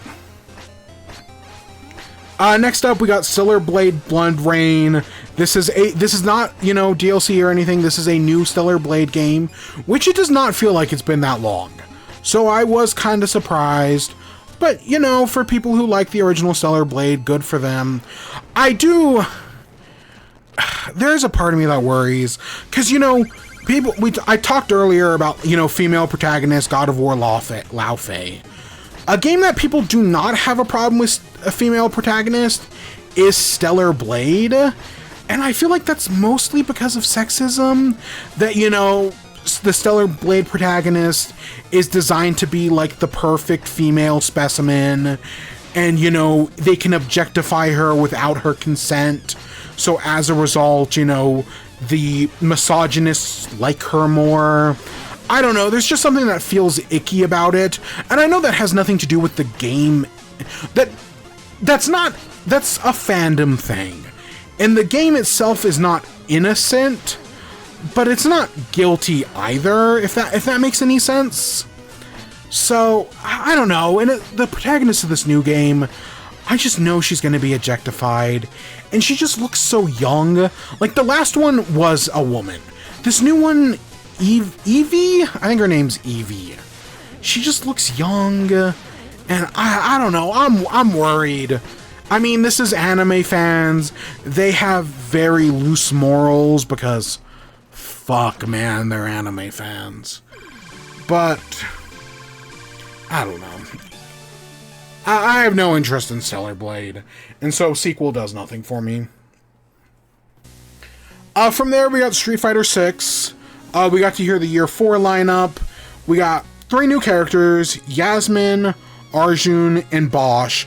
I do not know if these are pre-existing characters, you know, if they're characters who already exist in the Street Fighter universe, or if they're new to this game. I have no fucking idea. And Yasmin comes out summer this year, Arjun comes out autumn this year, and then Bosch comes out spring of 2027.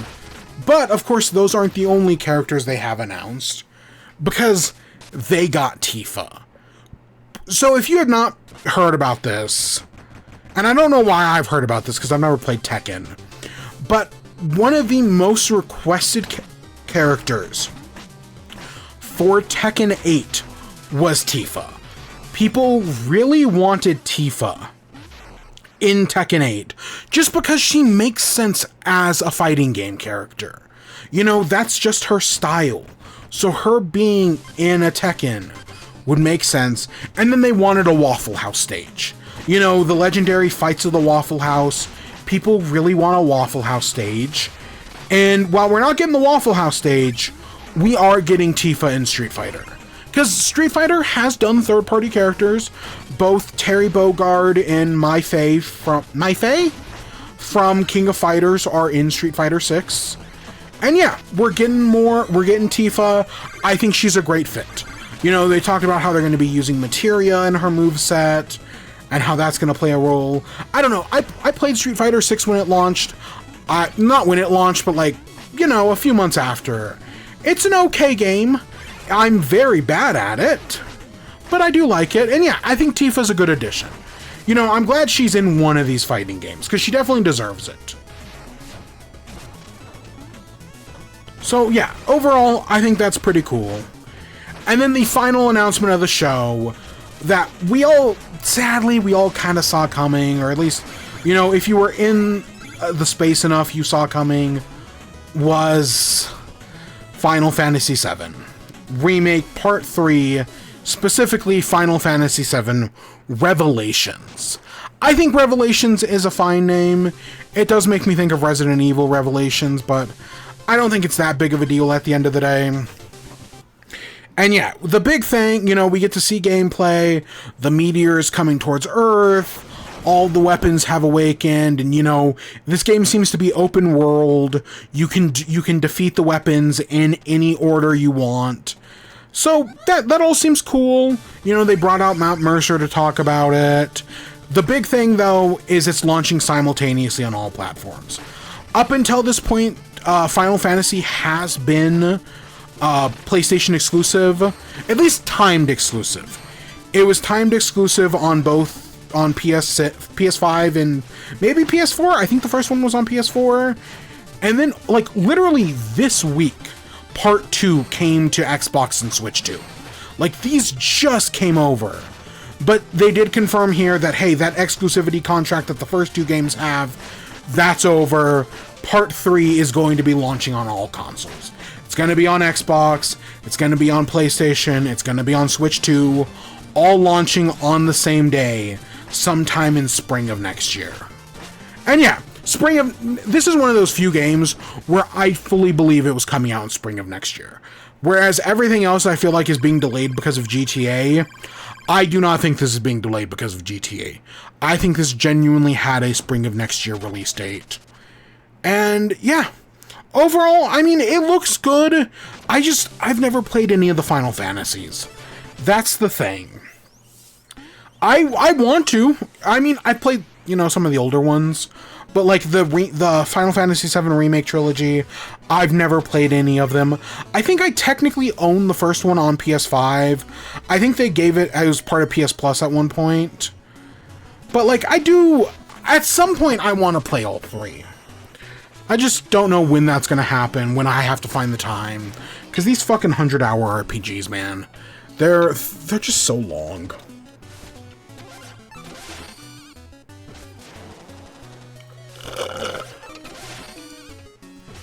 And yeah, that was how the show ended.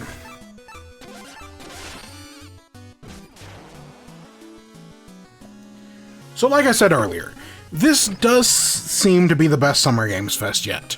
They had some good announcement. When GTA 6 drops, the gaming industry is going to be acting like hell. Because unfortunately, one game too. I don't know. They're going to be too busy playing GTA. They're all going to be hanging out inside their homes. They're not going to have time to destroy the city. Maybe in-game they'll destroy the city. But no. I mean, I think, like, we're going to lose, according to the corporations, we're going to lose, like, $1 billion in economic value because of GTA. Because everybody's just going to take the day off to go play the game. You know, it's like when a new Dragon Quest comes out in Japan. I still do want them to announce it on Switch 2. God, that'd be so fucking funny. No, instead, I'm hedging my bets.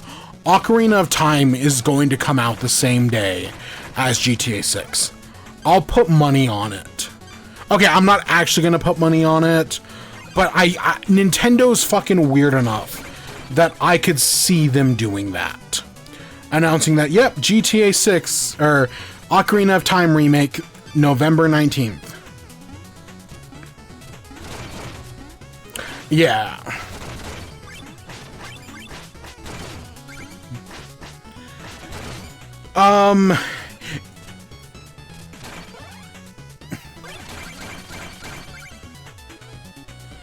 Yeah, a Summer Games Fest, it was an okay show.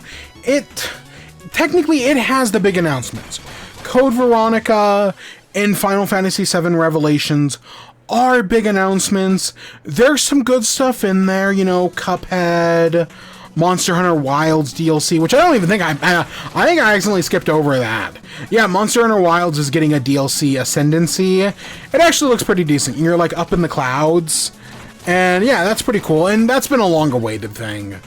So yeah, there are some good announcements in there. It's still just a Summer Games Fest. It's a show that eventually loses you. And hey, it's over now. Well, okay, Summer Games Fest season is still going on. You know, we've still got a whole Xbox show to do, and potentially a Nintendo Direct. But yeah, the main show it's always just the longest one. Like I said earlier, I'd give the show like a 6 out of 10. I'm a little up on it from yesterday, but not like crazy up on it. It's definitely one of the better Summer Games Fest, but it's still Summer Games Fest. I don't know, I guess I'm putting all my hope on Xbox. I mean, I saw people camping at GameStop last year for the Switch too. It happens. Not that often, but it happens. Oh my god, I'm so hot. Oh my gosh. We got the final 3 main levels. Well, I think we can beat the game in the next hour. God, I'm gonna fucking try. So some bite-sized news real quick. I guess I got a few bite-sized stories.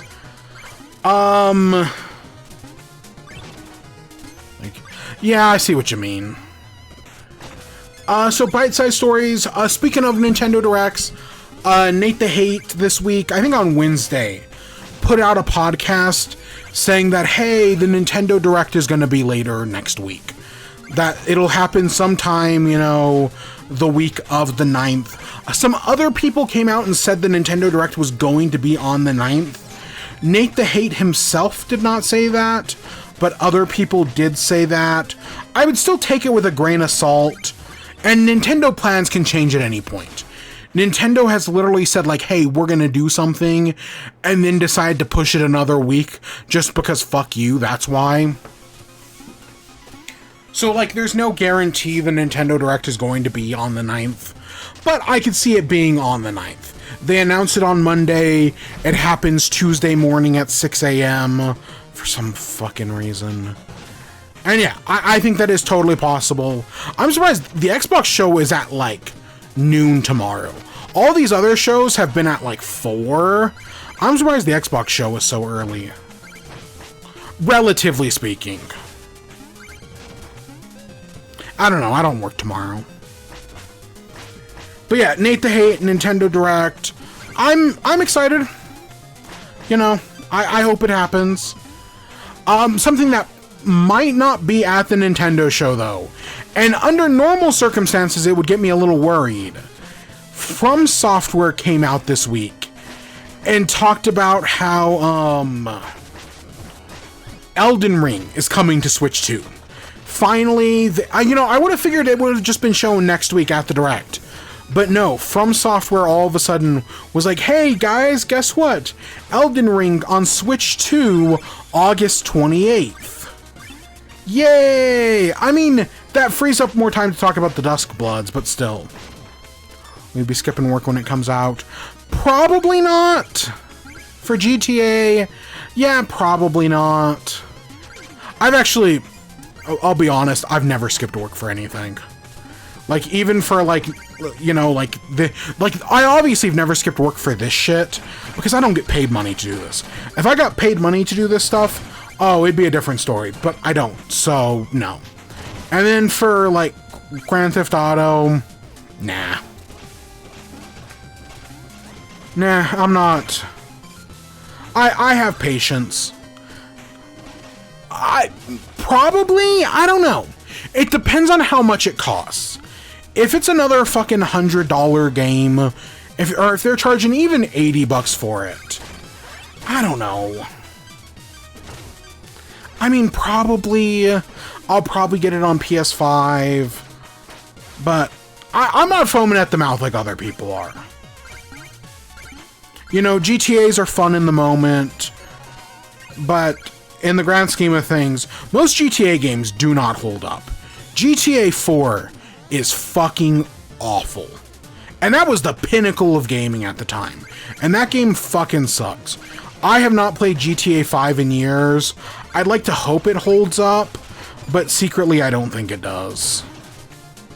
But hey, you know, it's gonna be fun. I don't know, I decided to buy GTA 5 last minute. I was not gonna buy GTA 5 until like 2 days before it came out. And I was still in high school, so because the game was M-rated, I have to get parents' permission to play it. God, that GameStop employee was such a dick.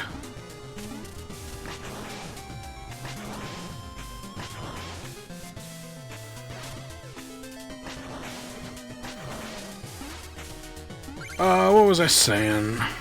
So yeah, you know, Elden Ring, I mean, it'll probably still show up at the like on a highlight reel or something, but it looks like we're not getting an Elden Ring segment of Summer Games Fest, or of the Nintendo Direct.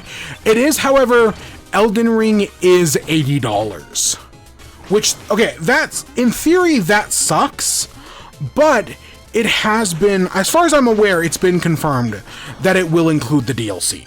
So the big Shadow of the Erdtree DLC will be included in Elden Ring. So that's why you're paying $80, because you're getting the game in the DLC. So at least we have that. Fuck! I used my chalice there because I knew what was coming, and fuck. Well, we're out of Tropal Chalice. That's the first time I've used it all. I don't really use Tropal Chalices. Outside of the health one, I don't really actually find them that helpful. And then the last little bite-sized news thing I have, that wasn't an Xbox thing, because Asha Sharma went on a press tour this week, and I mean, it looks like we're not going to get any other company logos at the Xbox thing. I'll say that much at least. At least it seems like that's going to be a thing. I don't know. I know a lot of people are really happy with Asha Sharma and all the changes she's implementing, but I'm also kind of worried. Because listen, I understand you want to appeal to gamers, but also you don't want to just do whatever the people on Twitter say. Like, the people on Twitter are not the heads of the company for a reason. They may claim they know what's for the best, but they don't. And only listening to the Twitter chuds, I would be a little hesitant. But the last thing I have is Valve went in this week and they updated their Steam pre-order page to include the Steam frame and the Steam machine.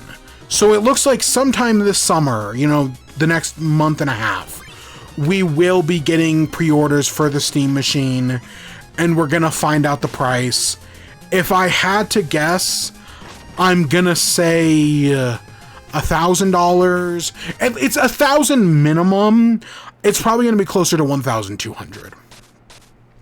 We don't have an exact number, obviously, and we really, because of the whole data, the memory loss and the data shortages, we won't know what the price is gonna be. But it's gonna be, if the Steam Deck is any indication, it's gonna be bad. I think 1,200 fucking sucks, but I think it's also very likely. And it's funny, because in an alternate world, I would actually buy the Steam machine. Like, it's the type of device that really appeals to me. Of, like, you know, it can do all this console stuff. but it also plays all your Steam games. That interests me. That's the type of thing that would turn me into a PC gamer. But at this price point, I just can't do it. And so yeah, I think that's all the little bite-sized news I got. There was other stuff that happened, you know, some few non-Summer Games Fest stuff. I'm not really gonna worry about it. It happens. So I guess that takes us to WIBE. I am so tired. Oh my gosh. I could go to bed right now.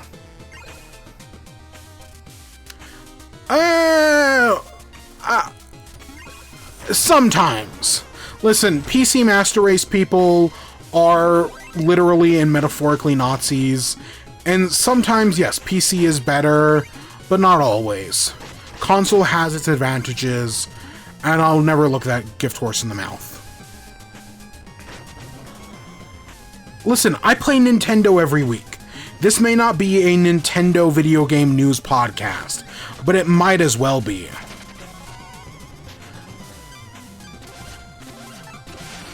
You mean the PC gaming Nazis that literally call themselves PC gaming Nazis? No, literally, that's their group name. The PC gaming Nazis. That's what they call themselves.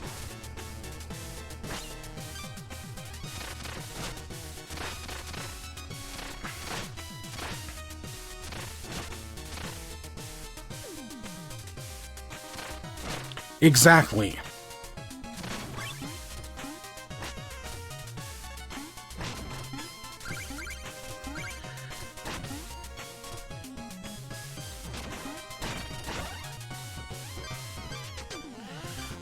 So for WIBE this week, I got 2.5 movies, because I did see the He-Man movie. I saw that earlier today, and so I do want to talk about that. I liked it. And then I did see The Amazing Digital Circus. It had its big finale, and so I do want to talk about that. I don't know how spoilery I'm going to get with The Amazing Digital Circus. I know the big thing is don't spoil anything until the 19th. So I think I'll keep that part vague, but I did also watch every other episode in the show. Because I'd only ever seen the first episode. So I had to watch the whole fucking show. So I did, and I want to give my thoughts on all that. I did not watch any anime, but I did read a manga. I saw a post that was like, hey, here's, 20 Pride anime and manga. And I was like, oh, hey, one of these has been on my must-read list for a while now. Fuck it, it's Pride Month, I'll read this. And yeah, I've been having a good time with it. It's called, She Loves to Cook and She Loves to Eat. It's pretty good. It's a pretty good manga. I'd recommend it. It is a romance, and it luckily doesn't it doesn't spend too much time, getting to the romance. No, they get into it quickly enough. I think they're together by, I want to say, issue 30 they're together, which for some romance animes, romance mangas, they're 300 issues in, and they've, barely held hands. You know which one I'm talking about. So yeah, I'm having a good time with it. I'd recommend it. It's a pretty good, slice of life one. Yeah. So yeah, I've been reading that. And that's it. I haven't watched any anime.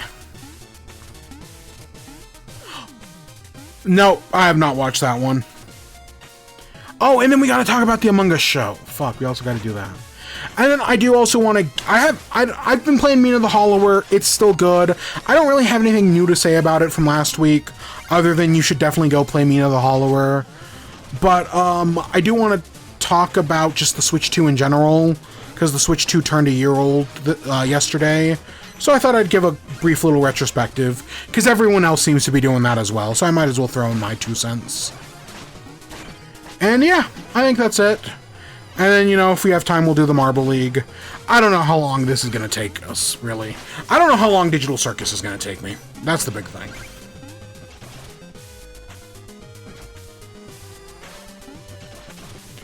Alright, let's talk about Among Us.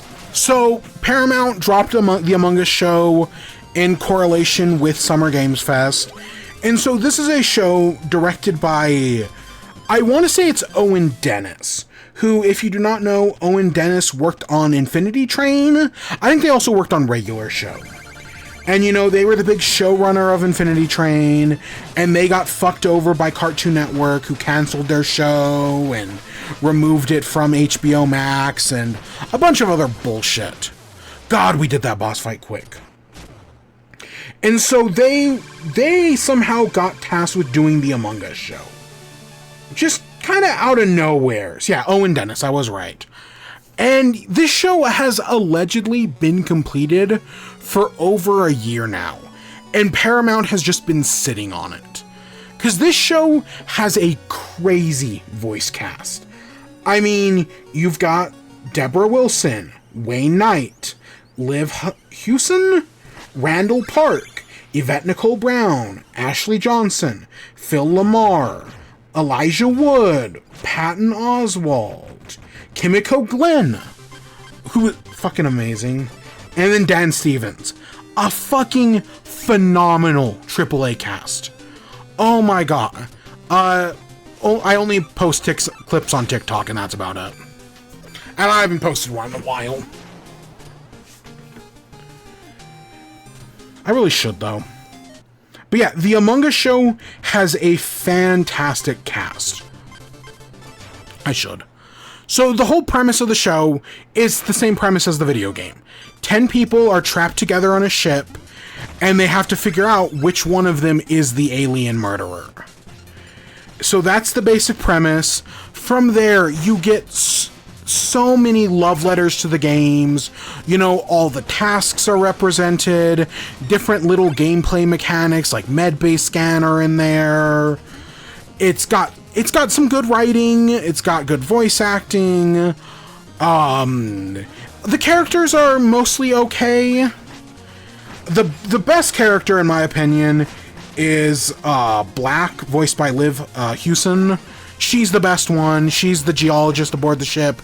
The worst one is fucking Randall Park. So Randall Park plays the captain, and his whole shtick is that, you know, he's the big boy captain of the ship, and he wants to be in charge. And because of that, someone else will like, hey, let's go look for the alien. And then Randall Park will be like, no, shut up. Hey, I have an idea. Let's go look for the alien. Like, he's very insecure about his position as captain, and it's so fucking annoying. I was waiting for him to die, but because he's the captain, he annoys me. Kimiko Glenn is really good as Cyan. You know, she's a hippie one. Purple also might be the best one. Ashley Johnson, she's the security guard. Her and Red have like this history. They used to be friends. But, you know, she's the big one trying to figure out the case. Elijah Wood does not do as much as I expected. Like, he's the newbie. And if you'd ask me, I would think he's the main character. He's really not. But yeah, the show is... I think it's funny. It's got some good jokes. It's got some good humor to it. It's not like laugh out loud, like belly laugh. At least I didn't think so. But I thought it had some really good, clever jokes. The animation is surprisingly good. You know, none of these characters have mouths. They don't have faces. And yet they're still very expressive. They're able to get a lot out by just body language and by how they like distort the glass. They get a lot of work done with that. It's actually really impressive. They experiment a lot with the animation. At one point, something happens to Purple, like she slips in a pool of blood, and she just turns into like a hand-drawn paper. At one point, they use the VR game. Like, someone goes walking down the hall, and all of a sudden we're in the VR game. At one point they do drugs, and then they have an orgy. And during the orgy, Brown is not an animated character, but is instead a dude in one of those, like, inflatable Among Us costumes. And it's just like, it's never acknowledged. It's just kind of something that's there in the background. And it's way fucking funnier than it should be. It's clear that the people working on this show put a lot of effort and care into it. And they did surprisingly a good job with it. Most of the episodes, you know, there's only 10 episodes. Each episode is like 12 minutes long. It's very short. You can watch the entire show in like 2 hours. But it's pretty good. I thoroughly enjoyed it. I don't want to give away the mystery. Who are the aliens? I don't want to give away any of that. But it's worth it. It is worth it. I was intrigued enough.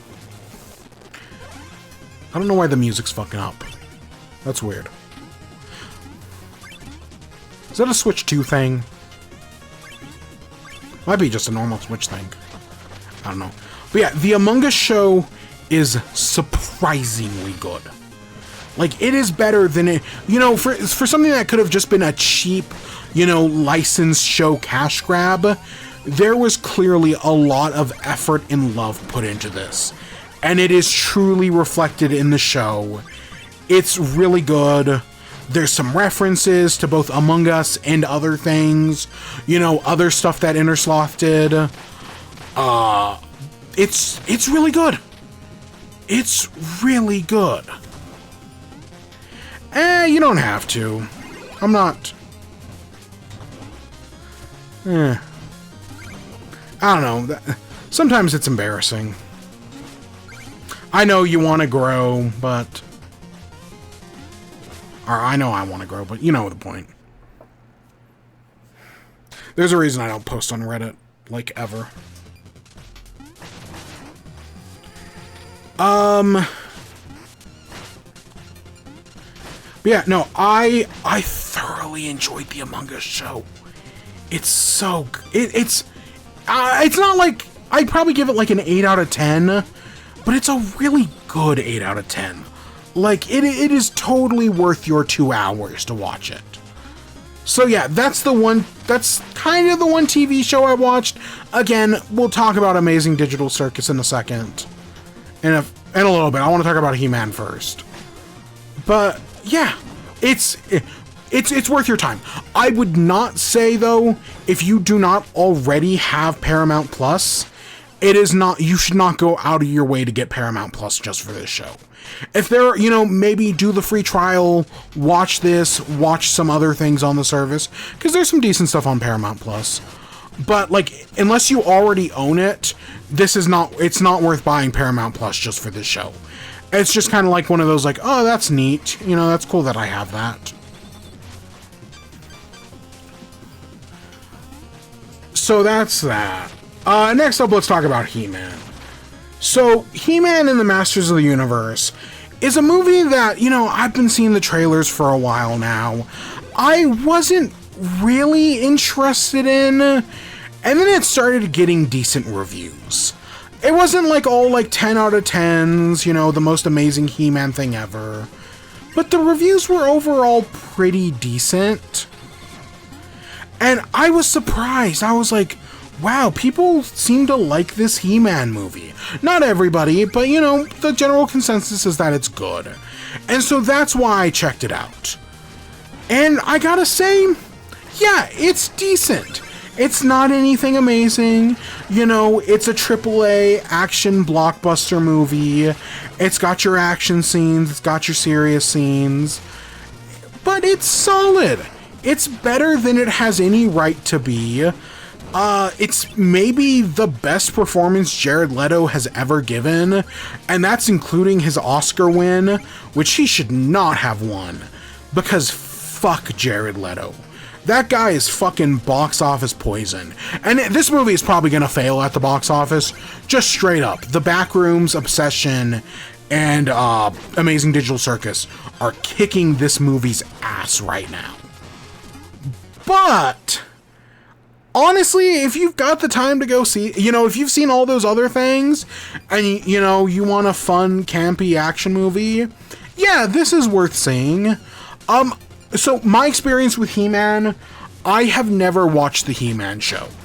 I am a millennial, but I'm a young millennial, not, you know, an elder one. And not the elder millennial, you know, that guy who's a fucking cunt. No, like, just an older millennial.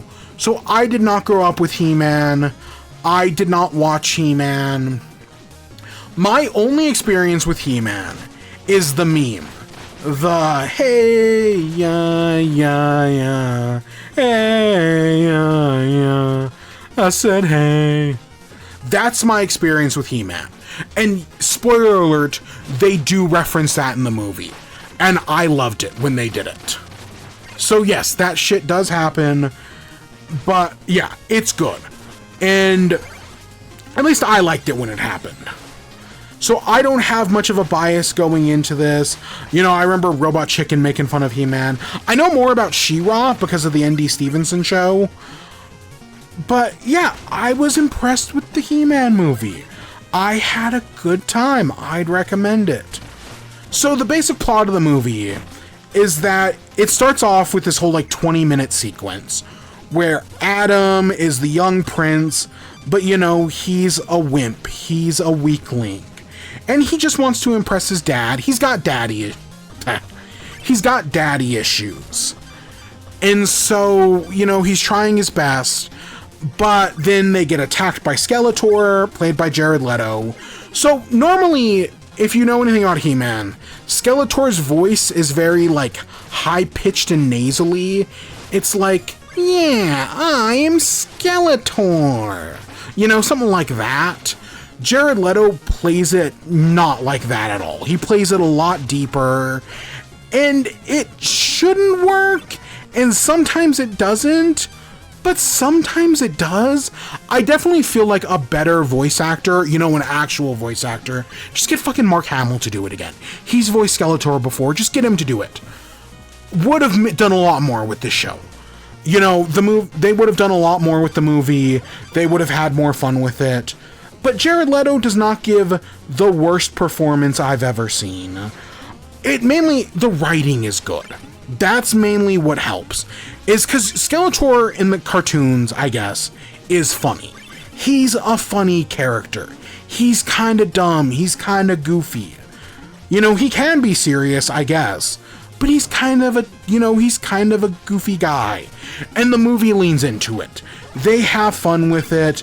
They play up Skeletor's goofiness. And I like that. Because, okay, there's a problem with modern movies where they're kind of embarrassed by the source material they're adapting.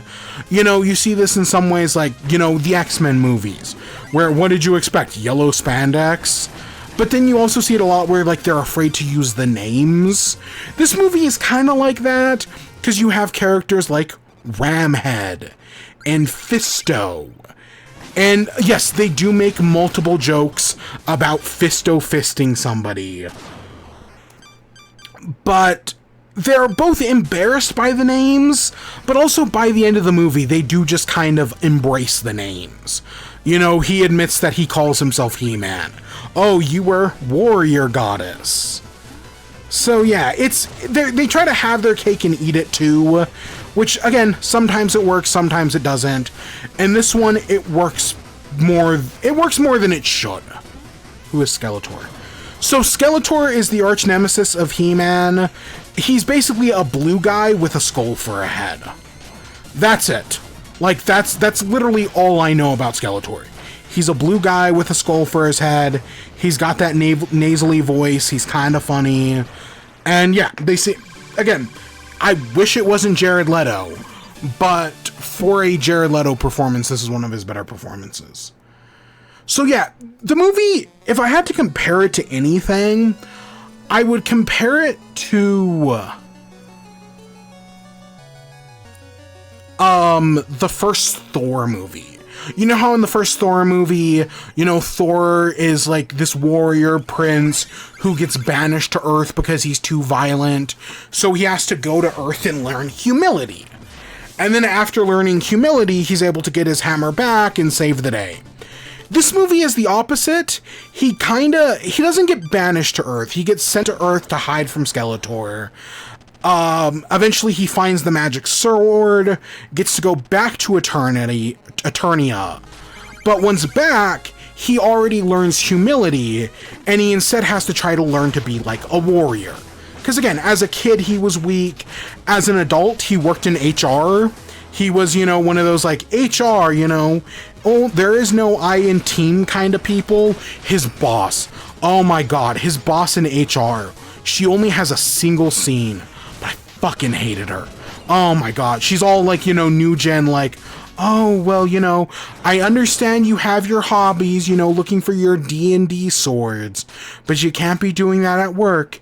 Can I be real for a minute? She's every terrible HR employee, you know, boss you've ever had.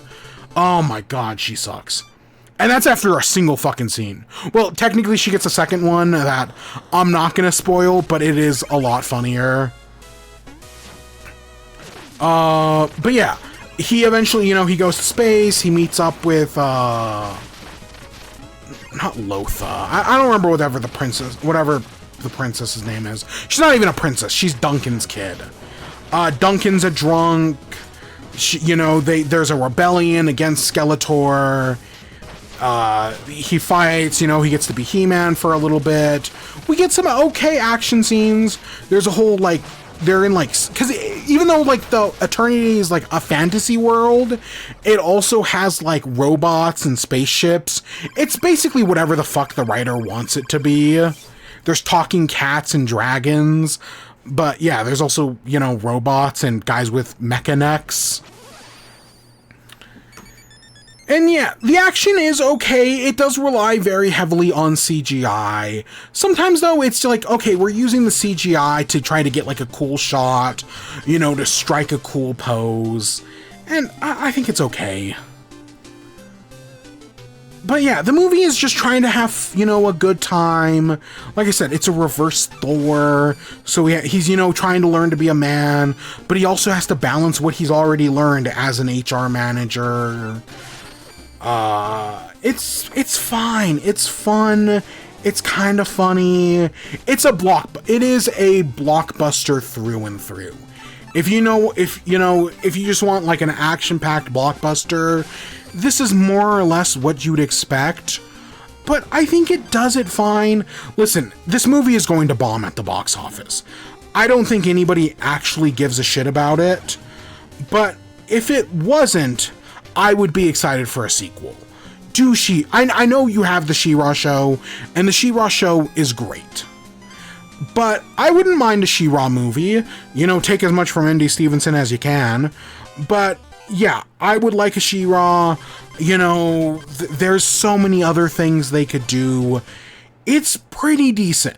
To introduce He-Man to the next generation while also paying tribute to, you know, all those people who grew up with it in the 80s, I think the movie overall succeeds at what it's doing. It's nothing amazing, but it does a fine job. I enjoyed it. I'm glad I saw it. I wanted to take my parents to see it. I offered, like, hey, you know, you want to, you know, because at least I know my father watched He-Man. And I was like, hey, you want to go see this new He-Man movie? He didn't care. He was just like, whatever, I'll see it when it comes to, you know, Amazon Prime or whatever. But yeah, I enjoyed it. You know, I think it was well enough that, like, it was worth a theater trip for me. But I know theater trips are expensive for a lot of people. And yeah, this movie is almost guaranteed to bomb at the box office. Again, the Backrooms and Obsession are just doing so well that I don't think anything's really going to rival it.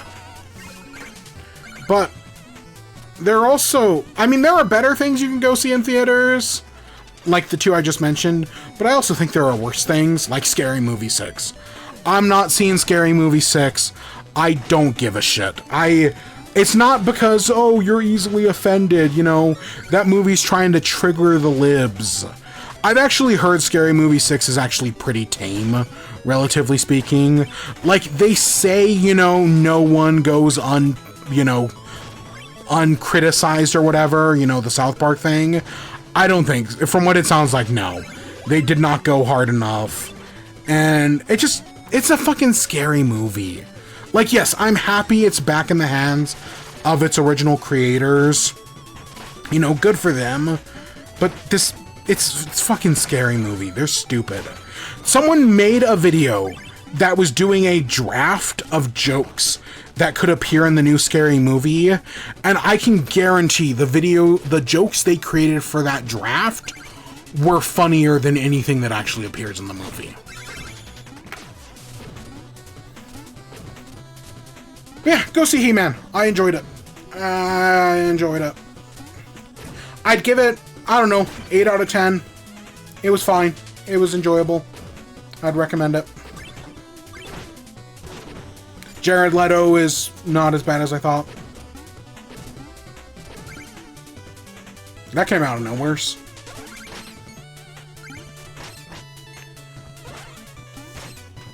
Oh my gosh, and I'm out of water. I should have gone and got water. Ugh. Alright, let's talk about the Amazing Digital Circus. So, the original pilot for the Amazing Digital Circus came out, what, like 2 years ago? I watched it when it came out. I thought, yeah, that was interesting. You know, you have some greater mystery. He's here, like, how did they get here? What's going on in the circus? What's up with this whole abstraction thing? Like, it's an interesting show. It's got some interesting ideas, and I enjoyed it. And that was kind of the last I thought about the show. At least intentionally. The fandom for the Amazing Digital Circus is considered by some to be the worst fandom of all time. It especially gets that reputation because it bullied its creator off of the internet and made her hate her own show, where she, regrets creating it to an extent. And yeah, that's pretty fucking bad.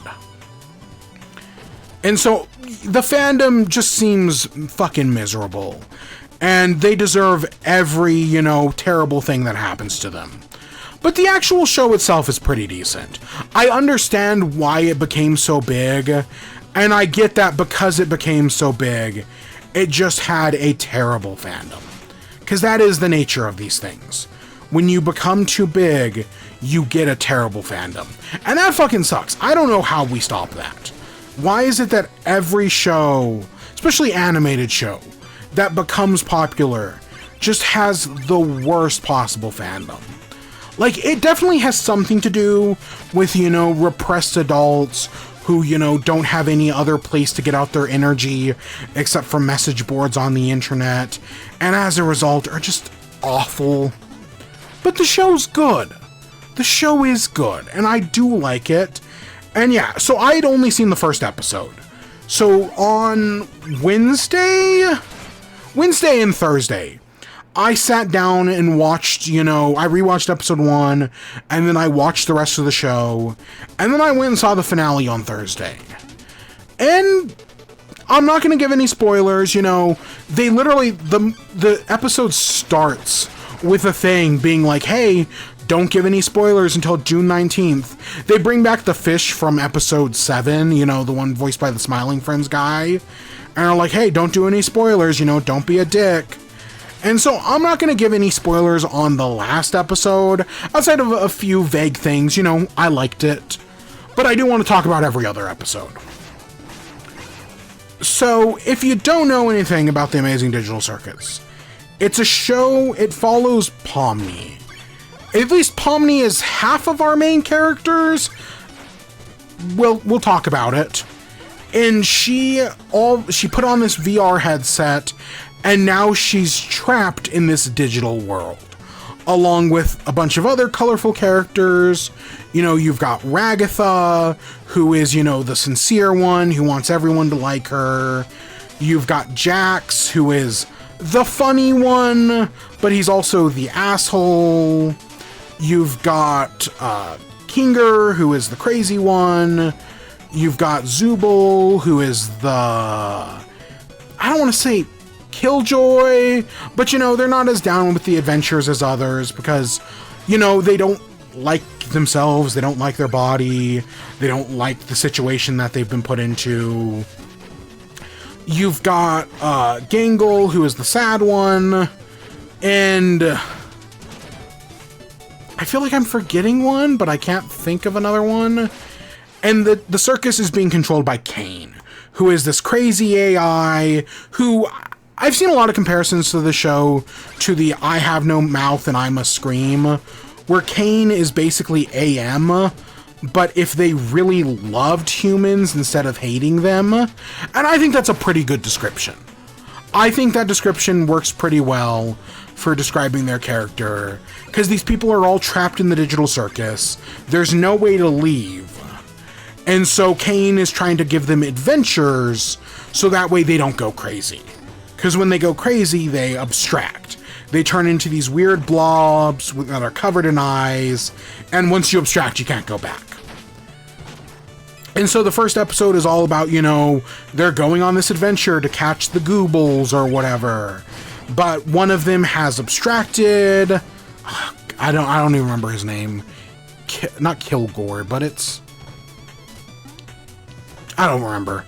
And so he's abstracted, and meanwhile Pomni keeps seeing this exit door. She eventually follows the exit door, and it turns out it just leads to the void, because Cain created the exit door, because people kept asking for one, but he didn't know what to put on the other end of it. And you know, that's your basic setup. I love the stinger at the end of the first episode, where, you know, they finish the adventure, you know, they've stopped the abstraction, and then they all just kind of sit around and have like a Last Supper style dinner, and the music soars, and it's great. That music is fantastic.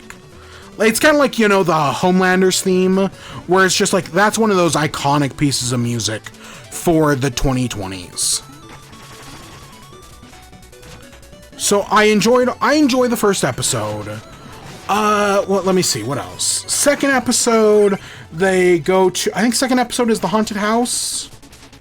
Give me a second, I'm gonna pull up an episode list.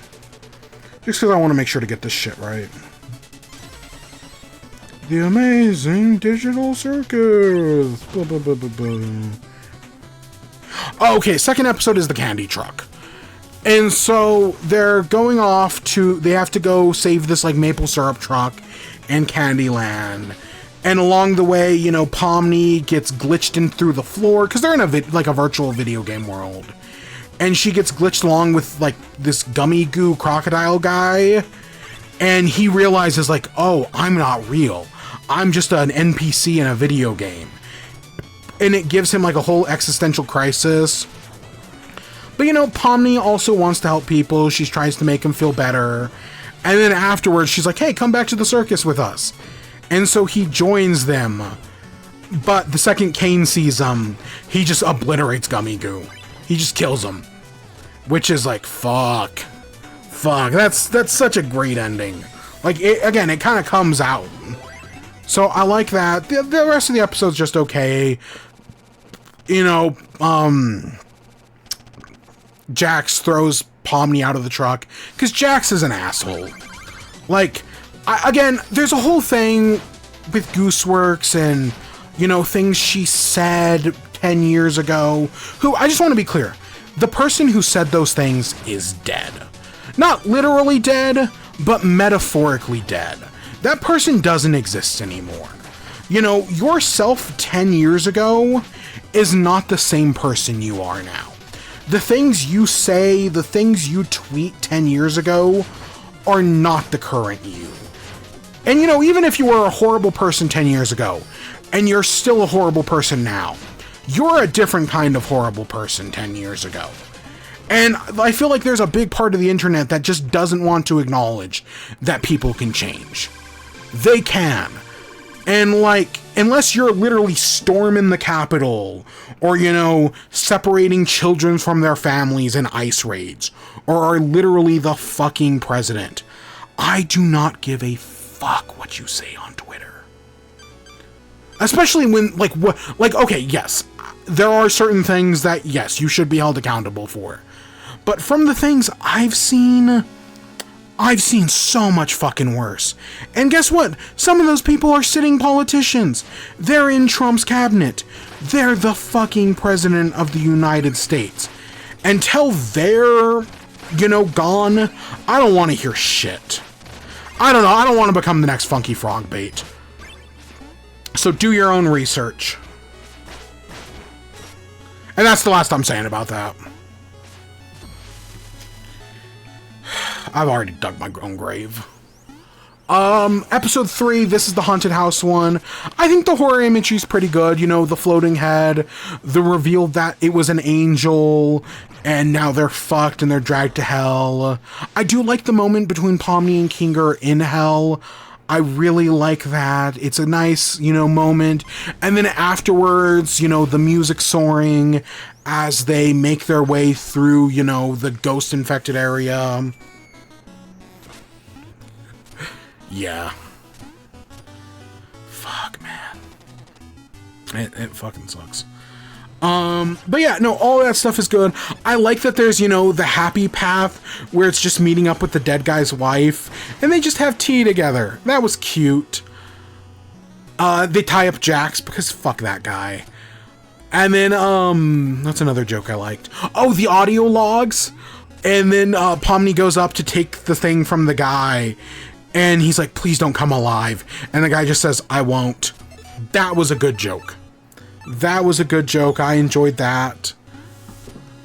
And yeah, the third episode, pretty good. Again, that moment between Kinger and Pomni really sells it. Episode 4 was all about... This was the fast food one. This might be my favorite episode.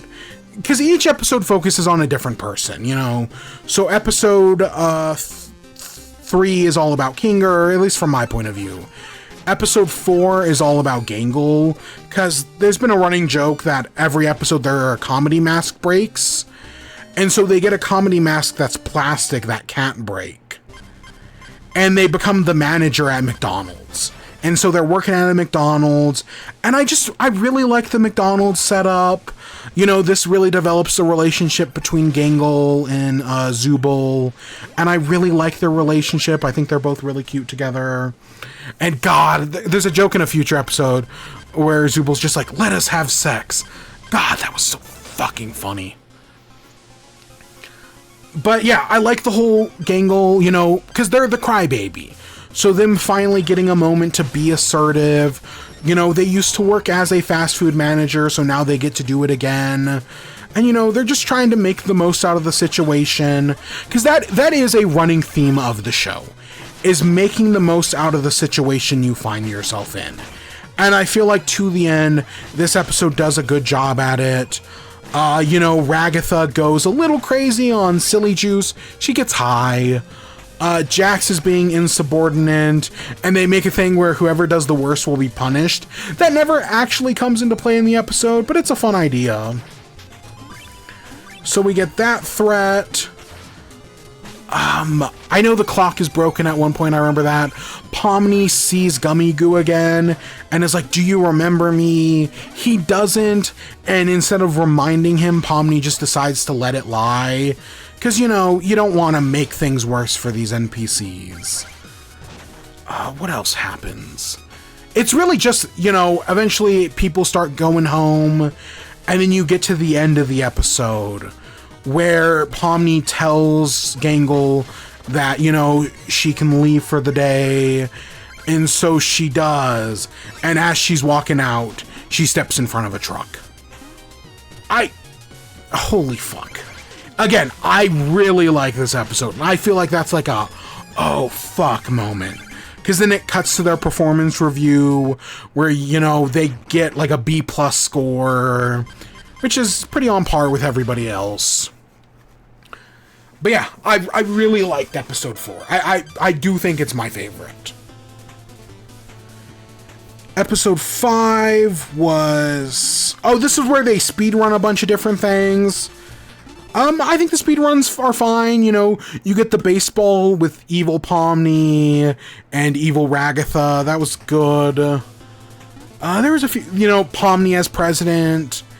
Because you get a little bit of, you know, scenarios from everybody. Overall, yeah, you get a lot of good moments. You kind of see because Ragatha just wants Pomni to like them. And there's a moment where they worry that they're losing Pomni to Jax. I'm not going to say this is the episode where Jax becomes the secondary protagonist. That's definitely the next episode. But I know people's sort of, as far as I'm aware, people's sort of problem with the show is that for the first few episodes, you have Pomni as the protagonist. But then at a certain point, the show shifts and Jax becomes the co-protagonist. Which then Gooseworks came out and was like, yeah, I always envisioned Jax as co-protagonist.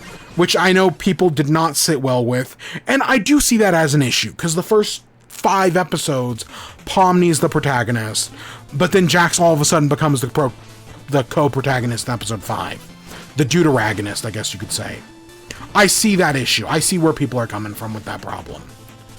And Jax is just such an asshole. You know, his 2 scenarios, one of them deals with Pomni, you know, blowing up. I don't remember what the other one is, but it's not good either. Eventually, though, yeah, you know, they talk it out. They win the softball game. I think they were playing softball, not baseball. Either way, I think it's another pretty good, solid episode. All the speedrunning ones work pretty well. From there, you get episode 6, which is more violence with weapons. This is, yeah, because they have the different teams, and so Pomni and Jax team up. And this is where Jax explains that, oh, everyone's playing a different character. Because he's like, oh, you know, we're in a game, so I'm not going to treat any of this as real.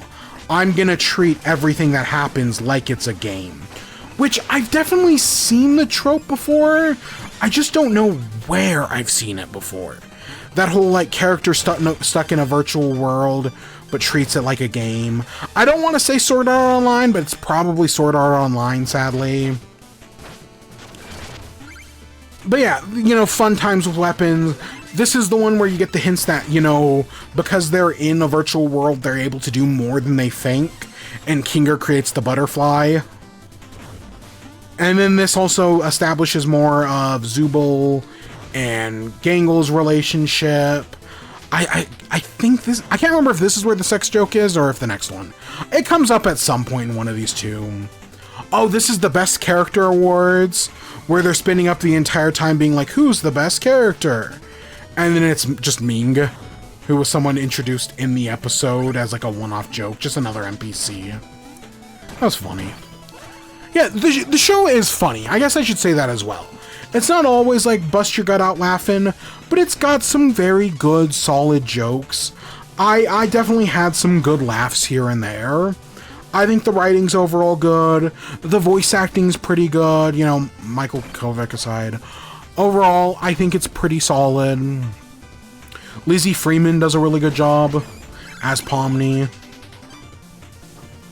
And then so episode 7 is like, hey, we got the day off, we're gonna do a beach episode, here's a Smiling Friends cameo. And then they find Abel. Now, my assumption, as someone who, you know, hadn't seen the show, they establish, okay, his name is Kane. And then you have Bubble. And my thought was, oh, Bubble is Abel. But no, they then get the character of Abel. That was definitely a fan theory at some point. Bubble was Abel. And I still, based on what happens in the ending, and even just some of the stuff in episode 8, I still think Bubble is effectively Abel. At least, if not Abel, the concept of Abel. At least as I'm interpreting it. But yeah, so they find Abel, who is basically like, hey, I was a former employee, you know, I helped create Kane along with Kinger and the other original residents, and, you know, I've got a way out. There's an admin code that we can go get, and then we can go into Kane's office, enter the admin code, and that'll let us escape. So that's exactly what they go to do. It's all working out, and then right before they go up, Abel tells Pomni, like, hey, make the right choice. And it's like, oh, like, what does he know that he's not telling? Because they're also not telling Kinger shit about what's going on. So I was definitely worried. And so they get up to the button. They have to make the, you know, the red button. It's the Matrix. The red button keeps them stuck. The blue button allows them to leave. And Pomni's like, oh, well, you know, maybe we should take a vote or something. Fucking Jax. Again, Jax in the previous episode has this big crash out with Pomni, where he's like, oh, well, you know, I'm not gonna tell you the truth. I'm not gonna tell you anything about me. We're not friends. You know, he's definitely got some deep-seated trauma, something to do with a frog named Ribbit, as Ragatha says. I know the answers because I've seen the last episode, but I'm not gonna spoil it. But yeah, he's got this deep-seated trauma, and he doesn't want people getting close. And so, yeah, he pushes Pomni away, and then as he's going to, you know, they have the button to escape, he presses the button to stay. Because without the digital circus, he has nothing. He has no friends, he has no loved ones, so he pushes the button to stay. And then as he does that, Kane pops out and is like, congratulations on making the right choice. This, you know, like Jack says early in the episode, this is all just one of Kane's adventures. None of this was real. And that's where the episode ends, and it's like, oh, fuck. So then the next episode, this is another clip that I saw everywhere, and I saw people parroting Kane being like, humans, they're greedy, they're annoying, I'm better. We get that moment, which I didn't know that's how that episode started. I would have figured that's how an episode ended. But no, instead, then Kane does his whole running the show song, and they're forced on weeks of adventures. Eventually, though, they're able to get Kinger in the right mind and be like, oh, how do we stop Kane? He's got away. So while he's working on that, the rest of them have to distract Kane. And they just insult him to his face. He goes crazy, puts them in like these horror moments. And that was, yeah, I liked that. Seeing all the horror, like all their like worst nightmares brought to life was all really good. So I really enjoyed that. And then the episode ends with Abel deleting Kane. Killing him. Or not Abel. I mean Kinger deleting Kane. And it's like, oh, holy shit, that's the ending. And so that leads us into, you know, the last act of the movie. Again, I'm not going to give any like major spoilers or anything. I'll just say I liked it. Based on everything I just described, I do think the movie, the last act, the final episode, is a good finale. It's not an amazing finale, but in a world where we have, like, Game of Thrones, The Boys, even though The Boys finale I'm mixed on, I think there are some parts of it, the Homelander stuff, that I think really works. God, the entire last season of The Boys was such a fucking mess, though. What's the other one? There's another show that has a bad finale recently. I don't remember. I think this is one of the better finales. This is not Game of Thrones. No, this has conclusions. It may not be the conclusions people want. Again, it reminds me of kind of one of the themes of the show, is making the best with what you have. And there are things that, watching the show, again, all in a single day, I was like, oh, this is probably what's going on. And sure enough, that's what happens in the finale. It does spend a lot of time with certain characters, but overall, I liked it. There are certain decisions they make that I do respect. Like, yeah, you made that choice and you're gonna follow through with it, and I'll give you credit for that. You know, that is not an easy choice to make. But yeah, I personally was satisfied with it. Not everybody will be. I know from people who have seen the leaks, there are a lot of people who were not satisfied with the ending. But as, you know, potential LARPer, God, I fucking hate that term. Okay, I say that. I don't know if you've seen this whole LARP-applier, LARPcepticeye, LARPy Pie, Sky does LARP. You know, that's the proper term to use LARPing. People recreating 2010 YouTubers, but adding LARP to the name. Especially that LARP-applier guy is actually pretty good. Oh, but overall, that's the proper term for LARP. Not just calling them like a fake fan or a poser. That's the bad way to use that term. But that's just my 2 cents on the whole thing. Man, I enjoyed the finale. I had a good time. I've heard a lot of people have had terrible audience experiences. Their audiences have been loud. They've been annoying. They've been singing along to the songs. Mine was not like that. I got lucky. I had a fantastic audience. So yeah, I did not have to worry about that at all. And yeah, overall, I'd say I had a pretty good time. I think it's only showing for this weekend, but like, if you haven't seen the show, you can kind of watch it in like 2 or 3 hours.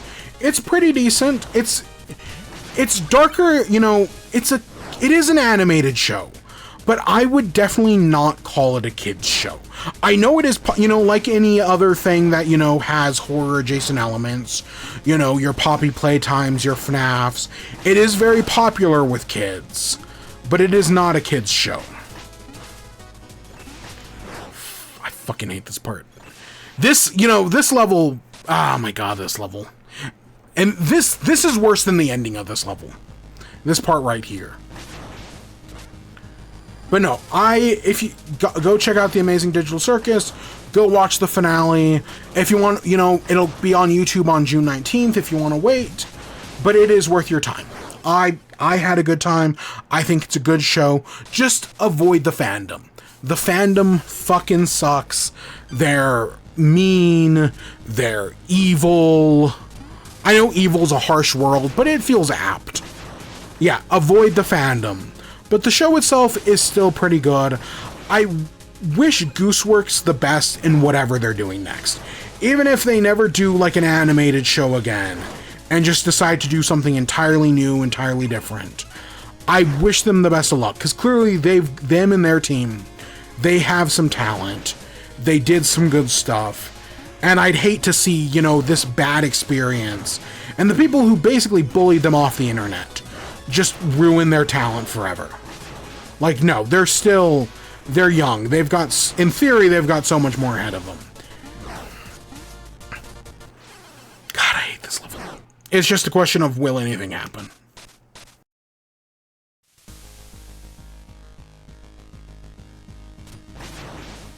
So yeah, without getting into any more spoiler specifics, there's my thoughts on The Amazing Digital Circus. Oh my god, it's so fucking hot.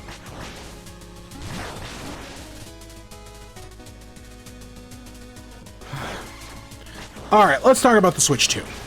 So the Switch 2 officially came out 1 year ago as of yesterday. I bought it on launch day, and so far, I have enjoyed the console. I know the Switch 2 is very divisive, mainly because it's expensive. That's not the only reason it's divisive, because it's no longer the most expensive thing on the market. Again, the Steam Deck, which was an arguable competitor, you know, a pretty decent one, a few years old, but other than that, a solid contender for competition. Yeah, the Steam Deck has now been completely outclassed. It's going up in price in September, but you still have until September to buy a Switch 2 if you want the discounted price. And at that point, I'd recommend it. Yeah, I've enjoyed my year with the Switch 2. Listen, if you're in the if you like some of the games, you know, if you find some of that stuff appealing, if you know, maybe you don't have a Switch, maybe you're kind of interested, it is worth getting a Switch 2. It is worth getting a Switch 2 over a Switch 1 at this point. Because the Switch 1, as of July 2nd, will be dead. The last Switch 1 game comes out on July 2nd. But the Switch 2 is going to get another, like, 5 years of support. I know some naysayers will make it sound like we're never getting another 3D Mario or Zelda ever again. That's just not true. Sure, we're not getting a 3D Mario or a Zelda today, or next week, or probably this year. We might get Ocarina of Time this year. But no, there will be another 3D Mario, there will be another 3D Zelda. There's so much more.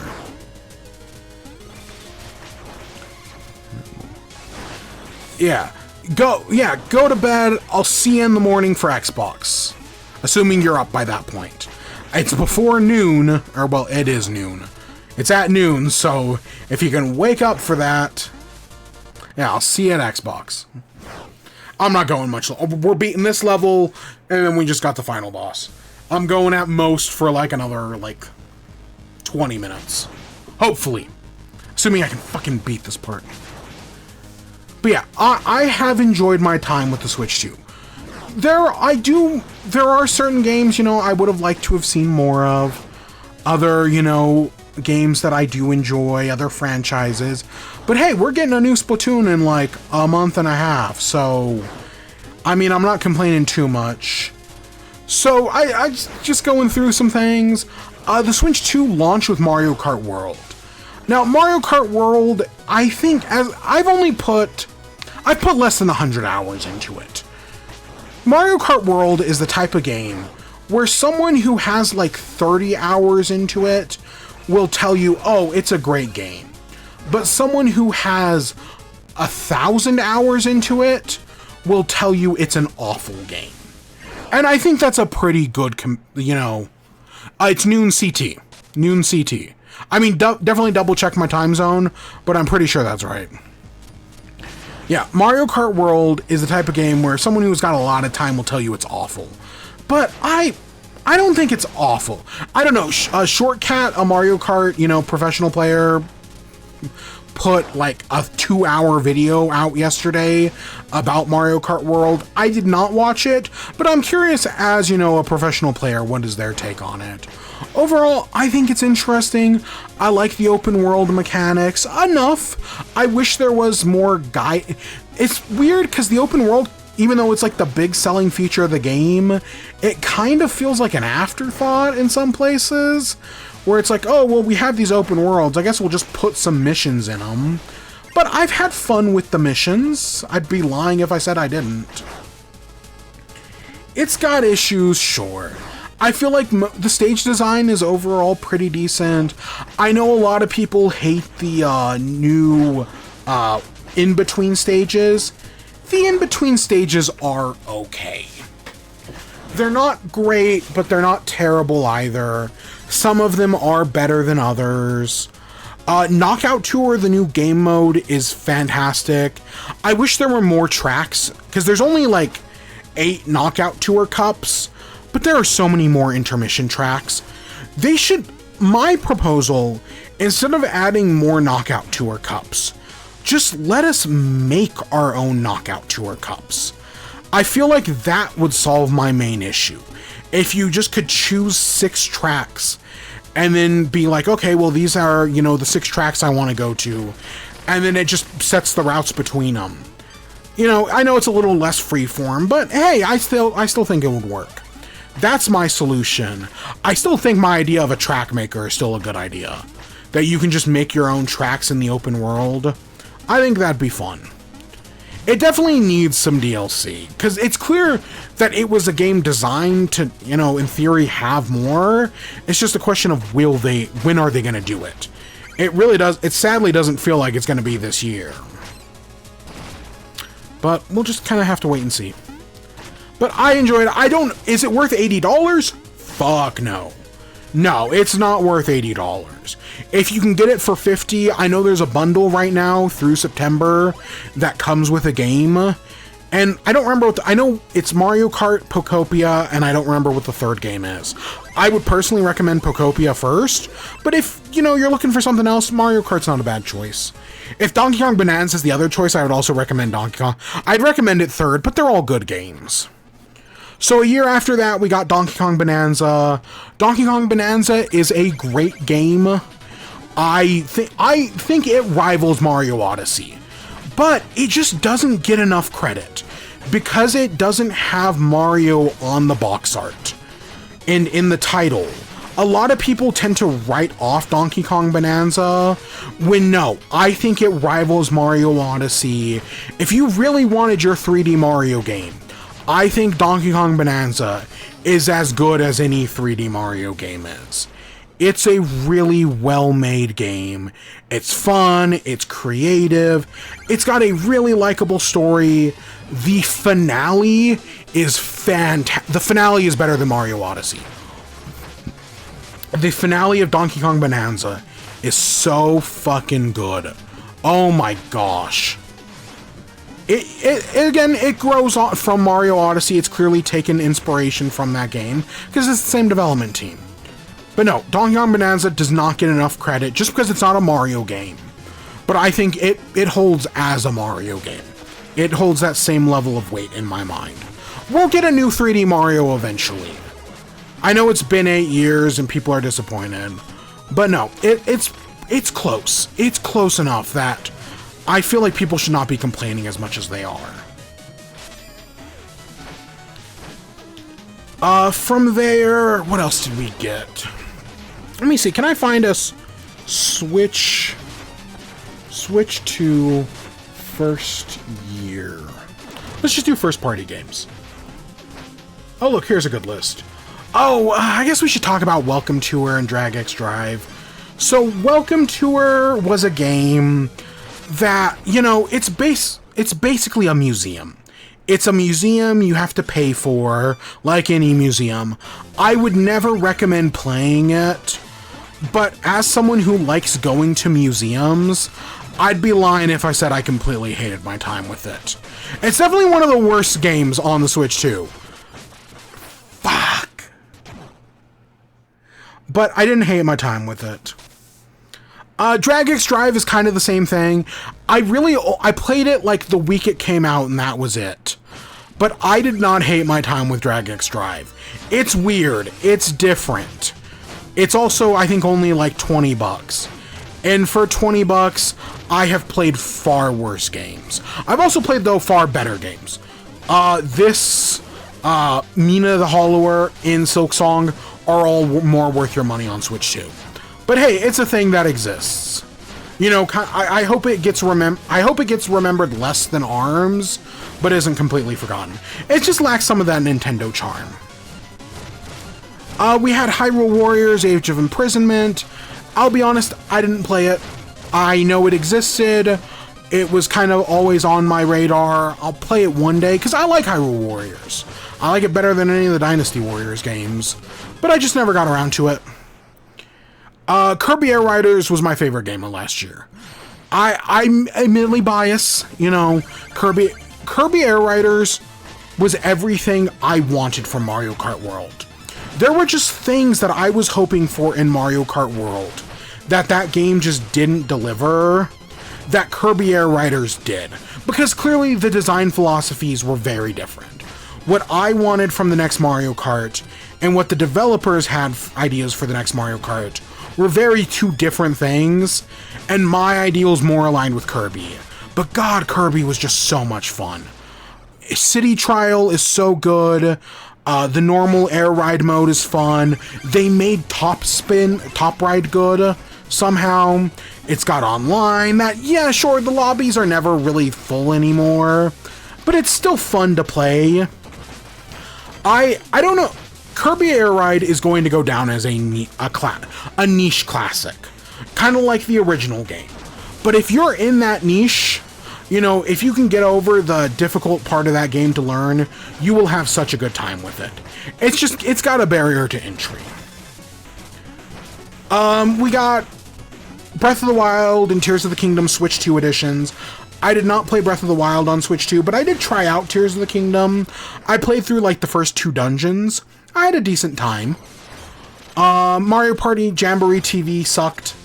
I'll just straight up, yeah, there was the Mario Party Jamboree is the best modern Mario Party game, but the Jamboree TV DLC is not worth it. Like, if you're buying the game, I mean, you can save $10. There's nothing new there. Kirby and the Forgotten Land Switch 2 DLC, I did enjoy. It's not as much as I would have wanted, as there's only like really 13 new levels, but man, did I have fun with those 13 levels.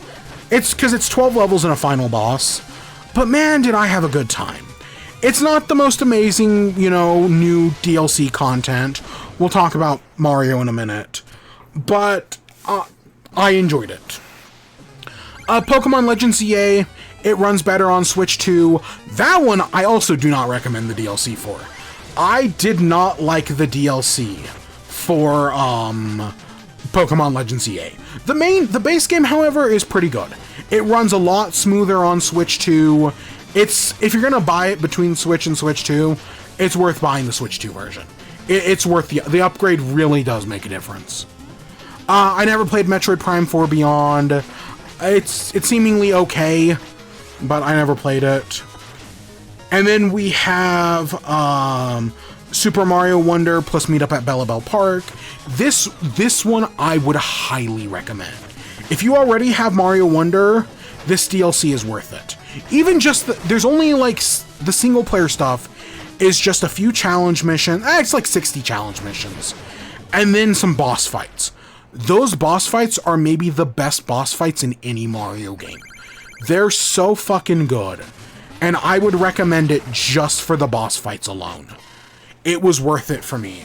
The multiplayer stuff is okay. If you can get together a group of people to do the multiplayer stuff, it's actually a pretty good time.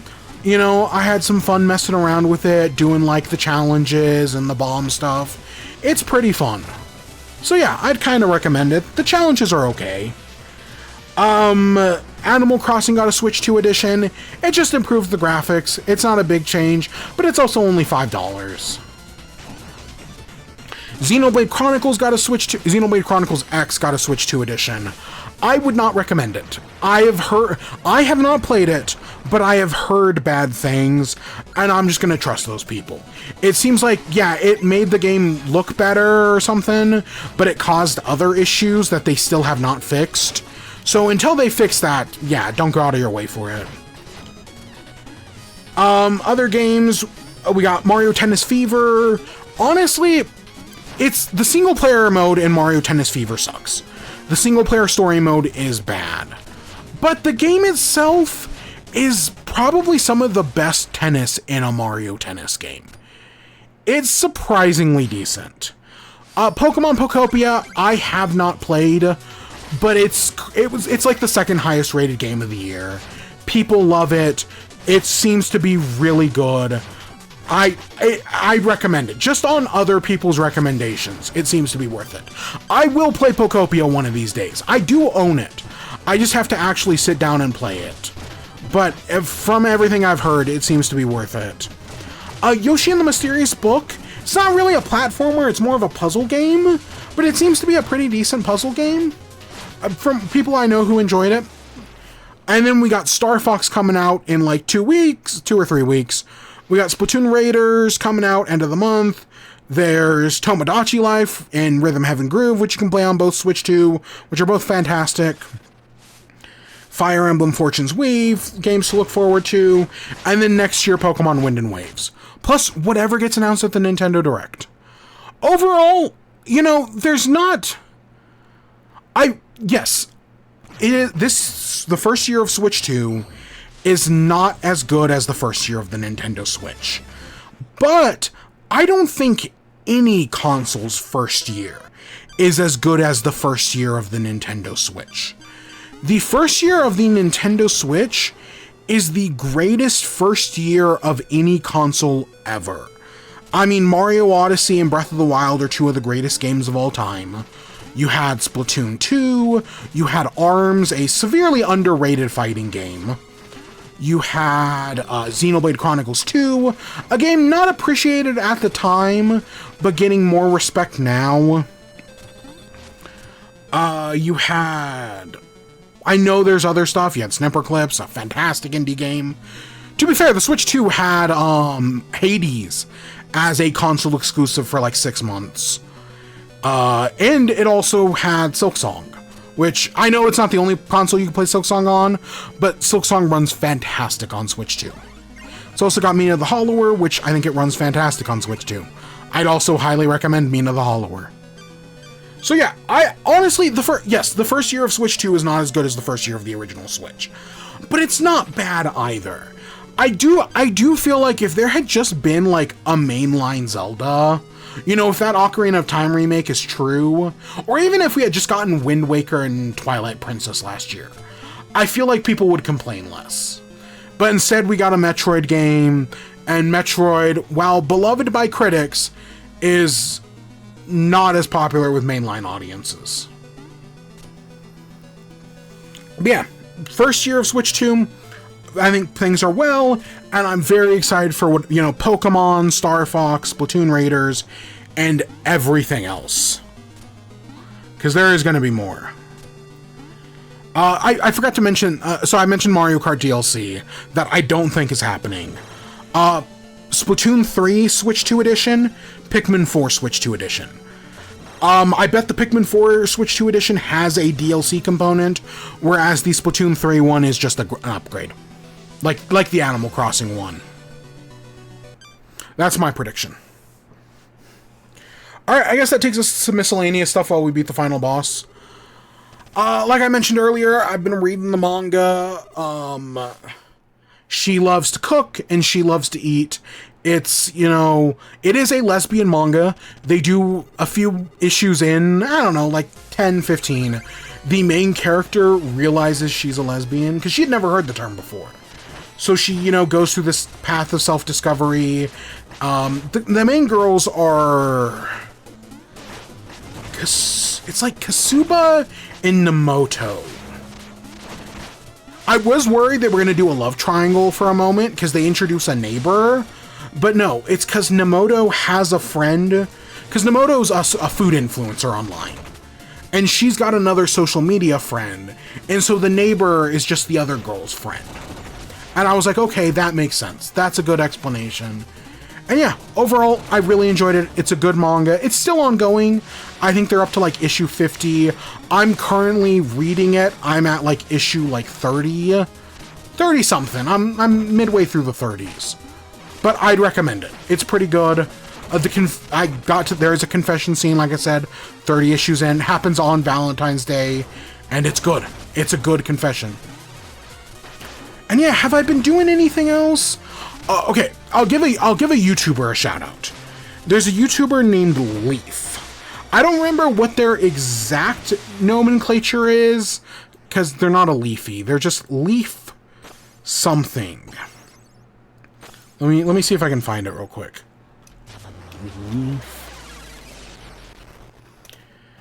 They go by Leaf Productions, at Leaf Productions over on YouTube, and they do Planet Zoo.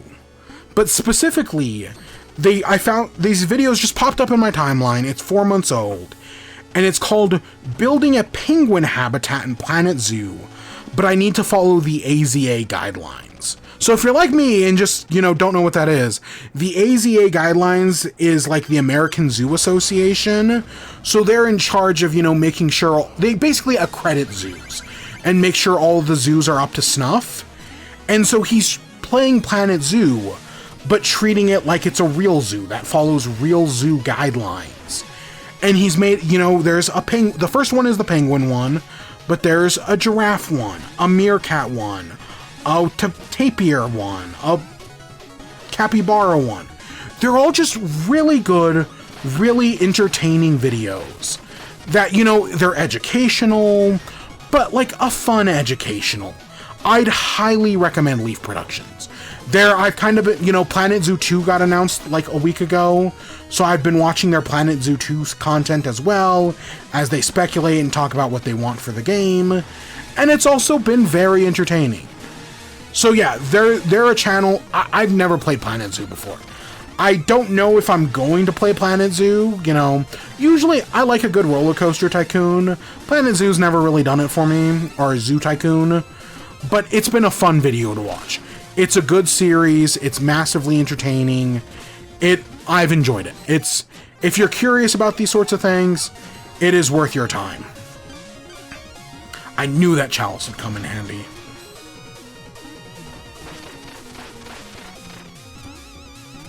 So yeah, that's been my YouTube recommendation.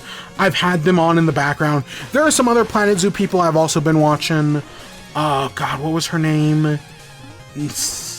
Sifnil something. Definitely started with a C. And she did a video that was like a 2-hour long video of just like 100 years in Planet Zoo, and like every year they had to use like a different animal. Surprisingly entertaining as well. And that one I've just kind of been listening to in the background. I really have not put that much thought into it, but it's also been pretty good. So yeah, there's some YouTube recommendations for you. Sinful Panda, CYNNFUL Panda. That's the name of the channel.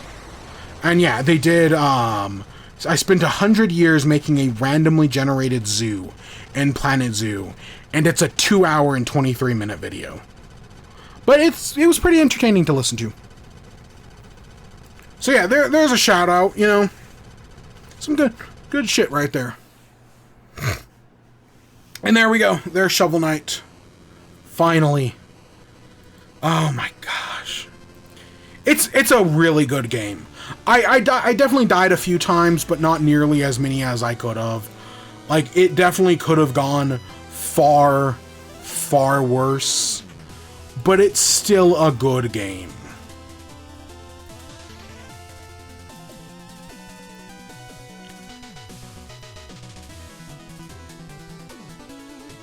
You know, I'm gonna save the Marble League for next week. I'm so tired right now. And I gotta be up in 12 hours for the Xbox showcase. Not that I work, but you know, I usually sleep in on weekends. Or when I got my days off. Oh. So yeah, I think after we go through the credits here, we're just gonna end off. Yeah, I'm good. I'm tired. I'm eepy. I need a little eep. A little eep.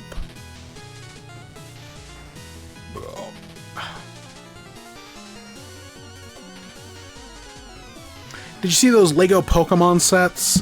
Fuck, man. They're all smart brick sets. And, like, some of them look okay. I think the Squirtle looks fine.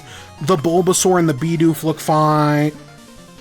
But some of them are awful. The Mewtwo looks terrible. The Charmander looks weird. I've seen people mad at the Jolteon and Umbreon. I actually think they look fine. I think the Garchomp looks decent. But, like, God. It's just, you know, and here's the thing. I don't think making them not Smart Brick would have really saved it. Because I feel like they still would have had similar designs. It's just, the Smart Brick doesn't help. Price-wise, they're actually pretty decent. Unless you're getting the Smart Brick set. Like the Jolteon and Charizard, or the Pikachu one. Those ones are like $70 and $130. But the rest of them are all actually reasonably priced. Like, I think the Bidoof one is like... it might not even be $20. It's probably $20 though. And it's got, yeah, like 200 pieces. It's actually... if they don't have a Smart Brick, they're actually a pretty decent piece to price ratio. Which, for a licensed set, is pretty rare. Because the Star Wars sets that are licensed sets are usually, like, they have a Star Wars tax. And most of the Nintendo sets also have a Nintendo tax. But clearly the Pokemon one, they just know, like, these are going to sell. We don't even have to worry about a price on them. There is, however, the rumor is there's going to be a Rayquaza set. Rayquaza on the Sky Pillar with, what's her name? Zinnia? Zarya? Whatever her name is. That one, I hope that one's good. I hope the Rayquaza looks cool, but I'm worried. I'm a little worried. Oh, I kept my promise, Shovel Knight. Rest well. Because that's the thing. And I'll say this for all the Shovel Knight games. They're love stories. This game's a love story. Shovel of Hope. Plague of Shadows is a love story. Spectre of Torment's a love story. But specifically a love story, not of romantic love like the other two. Spectre of Torment is a love story about family. The love of family. And then I would argue King of Cards is about too much love, which gets to sin. You know, when you have too much love, that's sin. Be that, you know, lust, greed specifically, envy, pride. That's what King of Cards is. King of Cards is too much love. But, that's just me. There is a whole subplot with your mom in King of Cards, but let's not worry about that. We'll get to it. Because my hope is that, you know, after we do this, we do Plague of Shadows next week. That's my hope, is that we do Plague of Shadows. And it should, I think all... Okay, here's the thing. I've played Plague of Shadows, King of Cards, or I've played Shovel of Hope, Plague of Shadows, and Spectre of Torment many times. I've done many runs of these games. I know them forwards and backwards. I think I can beat all of them in about 3 hours. Except for King of Cards. I've only ever played King of Cards twice. Now, in theory, when I do play it, I'm gonna avoid the Justice stuff, which... the audio issues. Which, in theory, avoiding the Justice stuff will save us a lot of time. In theory. I don't know, I've never played it without Justice. I'm assuming you can play it without Justice? I don't know, I guess fuck it, we'll see. Maybe we'll do the Justice anyways, but I think I'm gonna skip it. Watch, I skip it and the run's down to like an hour. No, I doubt it's that short. I want to say the world record run for this game is like 37 minutes or something. It's real quick. Which, again, the closest I've done under an hour once. And that was like the best run I'd ever had of this game. And that was 10 years ago. Okay, the world record's 42 minutes. Maybe I'm thinking Plague of Shadows is like 37. I don't know, it's been a while. Wake up, we'll be gone, alone was he. Chivalry. If you've never heard the Brentalfloss song, every time I get to the ending, all I think of is the Brentalfloss song. Yeah, there's something wrong with it. That might be a Switch thing. Or a Switch 2 thing. We only had 10 deaths in Tower of Faint Ascent. Wow. Hey, we did it under... I think I said I wanted to do under 50. We did do that. I don't even remember the lowest deaths I've ever done. Because I know... And 91% item completion. That tends to be about where I get. I've done 100% before. It's just been a long time. And I just don't remember stuff. I'm rusty, as they would say. For playing, produced by Yacht Club Games. Again, go check out Mina the Hollower. It's really good. It is worth your time. I'm having so much fun with it. It's hard as nails. But to be fair, this game was hard as nails when I first played it. And, you know, now all these playthroughs later, I'm not amazing, but I'm better. And I'm sure, you know, one day we'll do Mina the Hollower on stream. And when we do, I'll be a lot better.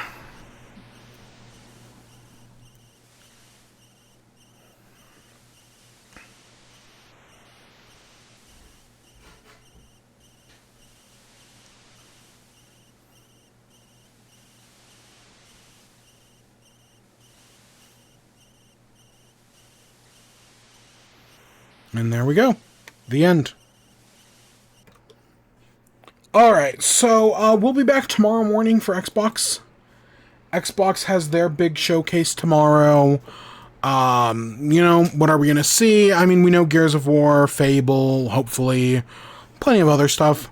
I'm hopeful for Xbox. And then the rumor is that Nintendo show's gonna be on Tuesday. So if it's on Tuesday, we'll be back for that. If not, there's definitely going to be one this month. It's just a question of when. And whenever it is, we'll be back for that as well. And if not, we'll be back at the normal time next week to talk about Xbox and whatever else. And we'll get caught up on the Marble League. We'll do Swing Wave and Archery. But yeah, with that, that's where I'm going to end off for today. So I hope you all enjoyed. Stay tuned for more. Until next time, peace.